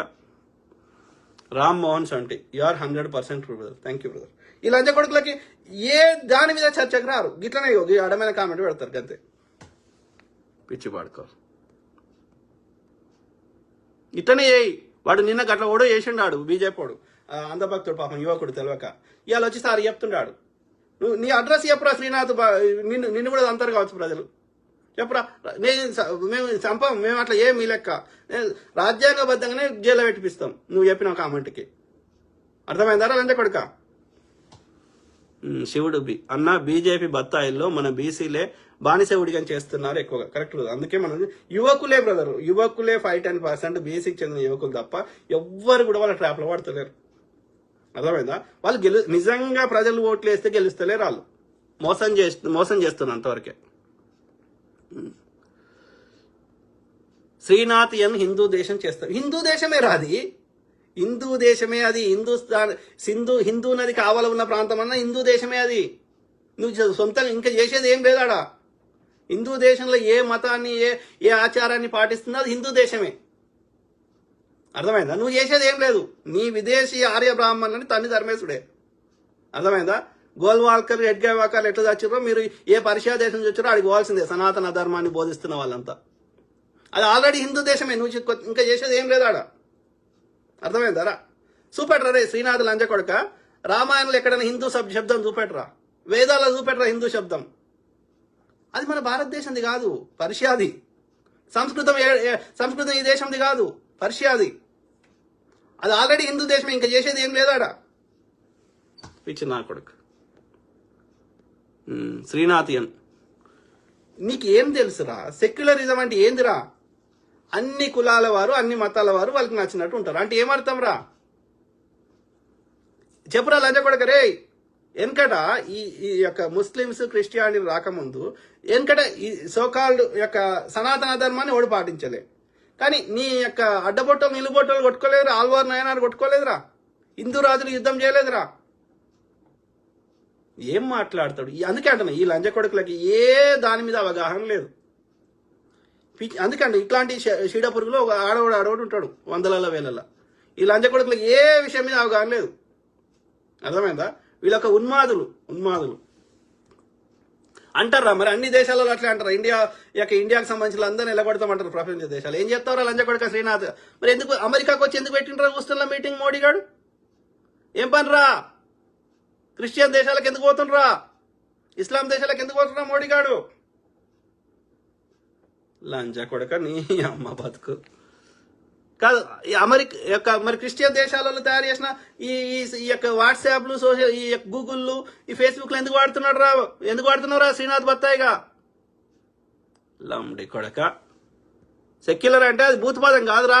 అందరం మంచిగా అన్నదం లెక్క బతుకుదామని చెప్పడం. రామ్మోహన్ సంటి మరి మొన్న మోడీ గాడు రంజాన్కి అందరికి ముస్లింలకి కిట్లు ఇస్తా అంటాడు, అస్సాంలో బీఫ్ వంచుతా అంటాడు. మరి మళ్ళీ వాడు ఇవాళ ఇప్పుడు వచ్చేసి ఇట్లా మాట్లాడుతున్నాడు. అమిత్ షా గారి కొడుకు అక్కడిక్కడ సౌదీ వాళ్ళ దుబాయ్ వాళ్ళతోటి వ్యాపారాలు చేస్తున్నాడు. ఏం మాట్లాడతారు రైడు ముండ కొడుకు. Correct brother. ఆ శ్రీనాథ్ గారి లాంటి వాళ్ళు ఎడినా కొడుకులు ఉన్నారు. ఇంకేమంటున్నారు? జాయ్ రాజుగారు మీ విలువైన సమయం మా కొరకు కేటాయించినందుకు చాలా ధన్యవాదాలు. Joy John. Thank you brother. Thank you to every one. Okay, చేద్దాం, మనం కష్టపడదాం. మనము శివుడుబి రాజన్న, మీ దేశ ప్రేమకి జాతిపై ఉన్న కేర్కి సలాం అన్న. Thank you brother. ఎవరు? Kripavarapu Gundupu. Super message sir. Thank you brother. Thank you. చేద్దాం, చాలా టైం అయినట్టుంది, కంప్లీట్ చేద్దాం. సో అది మిత్రులారా, ఐ కీప్ టాకింగ్, మాట్లాడుతూనే ఉంటా. ప్రతి అంశం మీద అవగాహన చేస్తా, దాంతోపాటు మీ తరఫున వాయిస్ ఇస్తా. అట్లనే మనకి శాతనైనంత కొట్లాడదాం. ఓకే, ధైర్యంగా ఉండాలి. ఒక ఐకమత్యంగా, ఒక కార్యాచరణ ప్రకారం, మన ఒక ప్రణాళిక ప్రకారం ఇట్లాంటి పునరావృతం కాకుండా ప్రజల్ని చైతన్యం చేయడంతో పాటు మనము ఇంతకుముందు మనం ఇప్పుడు గతంలో మెన్షన్ చేసినవన్నీ చేసుకుంటూ వద్దాం. డే టైంలో ట్రావెల్ చేయండి. ఓకే, అట్లనే ఒక మంచి బందోబస్తున్న వెహికల్ అవ్వండి. ఎవరైతే థ్రెట్ ఉండే అవకాశం ఉంది అనిపించిన వాళ్ళు, అందరికీ ఉండదు, ఎవరైతే ఇంతో అంత పేరున్న వాళ్ళు, ఇంతో అంత పాపులారిటీ ఉన్న వాళ్ళు, ఇంతో అంత బీజేపీ తప్పిదాలను ప్రతిరోజు అనినిత్యం బయట పెడుతున్నారు. సో అట్లాంటి వాళ్ళు కొంచెం ఎక్కువ ఏమంటారు ప్రొటెక్షన్ తీసుకొని 4 రాడ్లు మంచిగా వెహికల్లో పెట్టుకొని 4 దోస్తులు కలిసిపోతే డే టైంలో ఇట్లాంటి అయ్యే అవకాశాలు ఉండి, అయినా మనము దాన్ని అప్పటిదప్పుడు మనం నివారించుకోవడానికి అవకాశం ఉంటుంది. దాంతోపాటు ఈ కార్యాచరణ కింద ఫండింగ్ ఏర్పాటు చేసుకొని ఒక బాక్సర్ లాంటి, ఇప్పుడు మహేష్ బాబు పెట్టుకుంటాడు కదా బాక్సర్లని, అట్లాంటి వాళ్ళని 4 పెట్టుకోవడం తప్పలేదు. ఒక కామన్ పూల్ ఫండ్స్ కలెక్ట్ చేసుకొని ఇన్ని చేసినాక ఏం చేస్తాడు? ఏం చేయలేడు.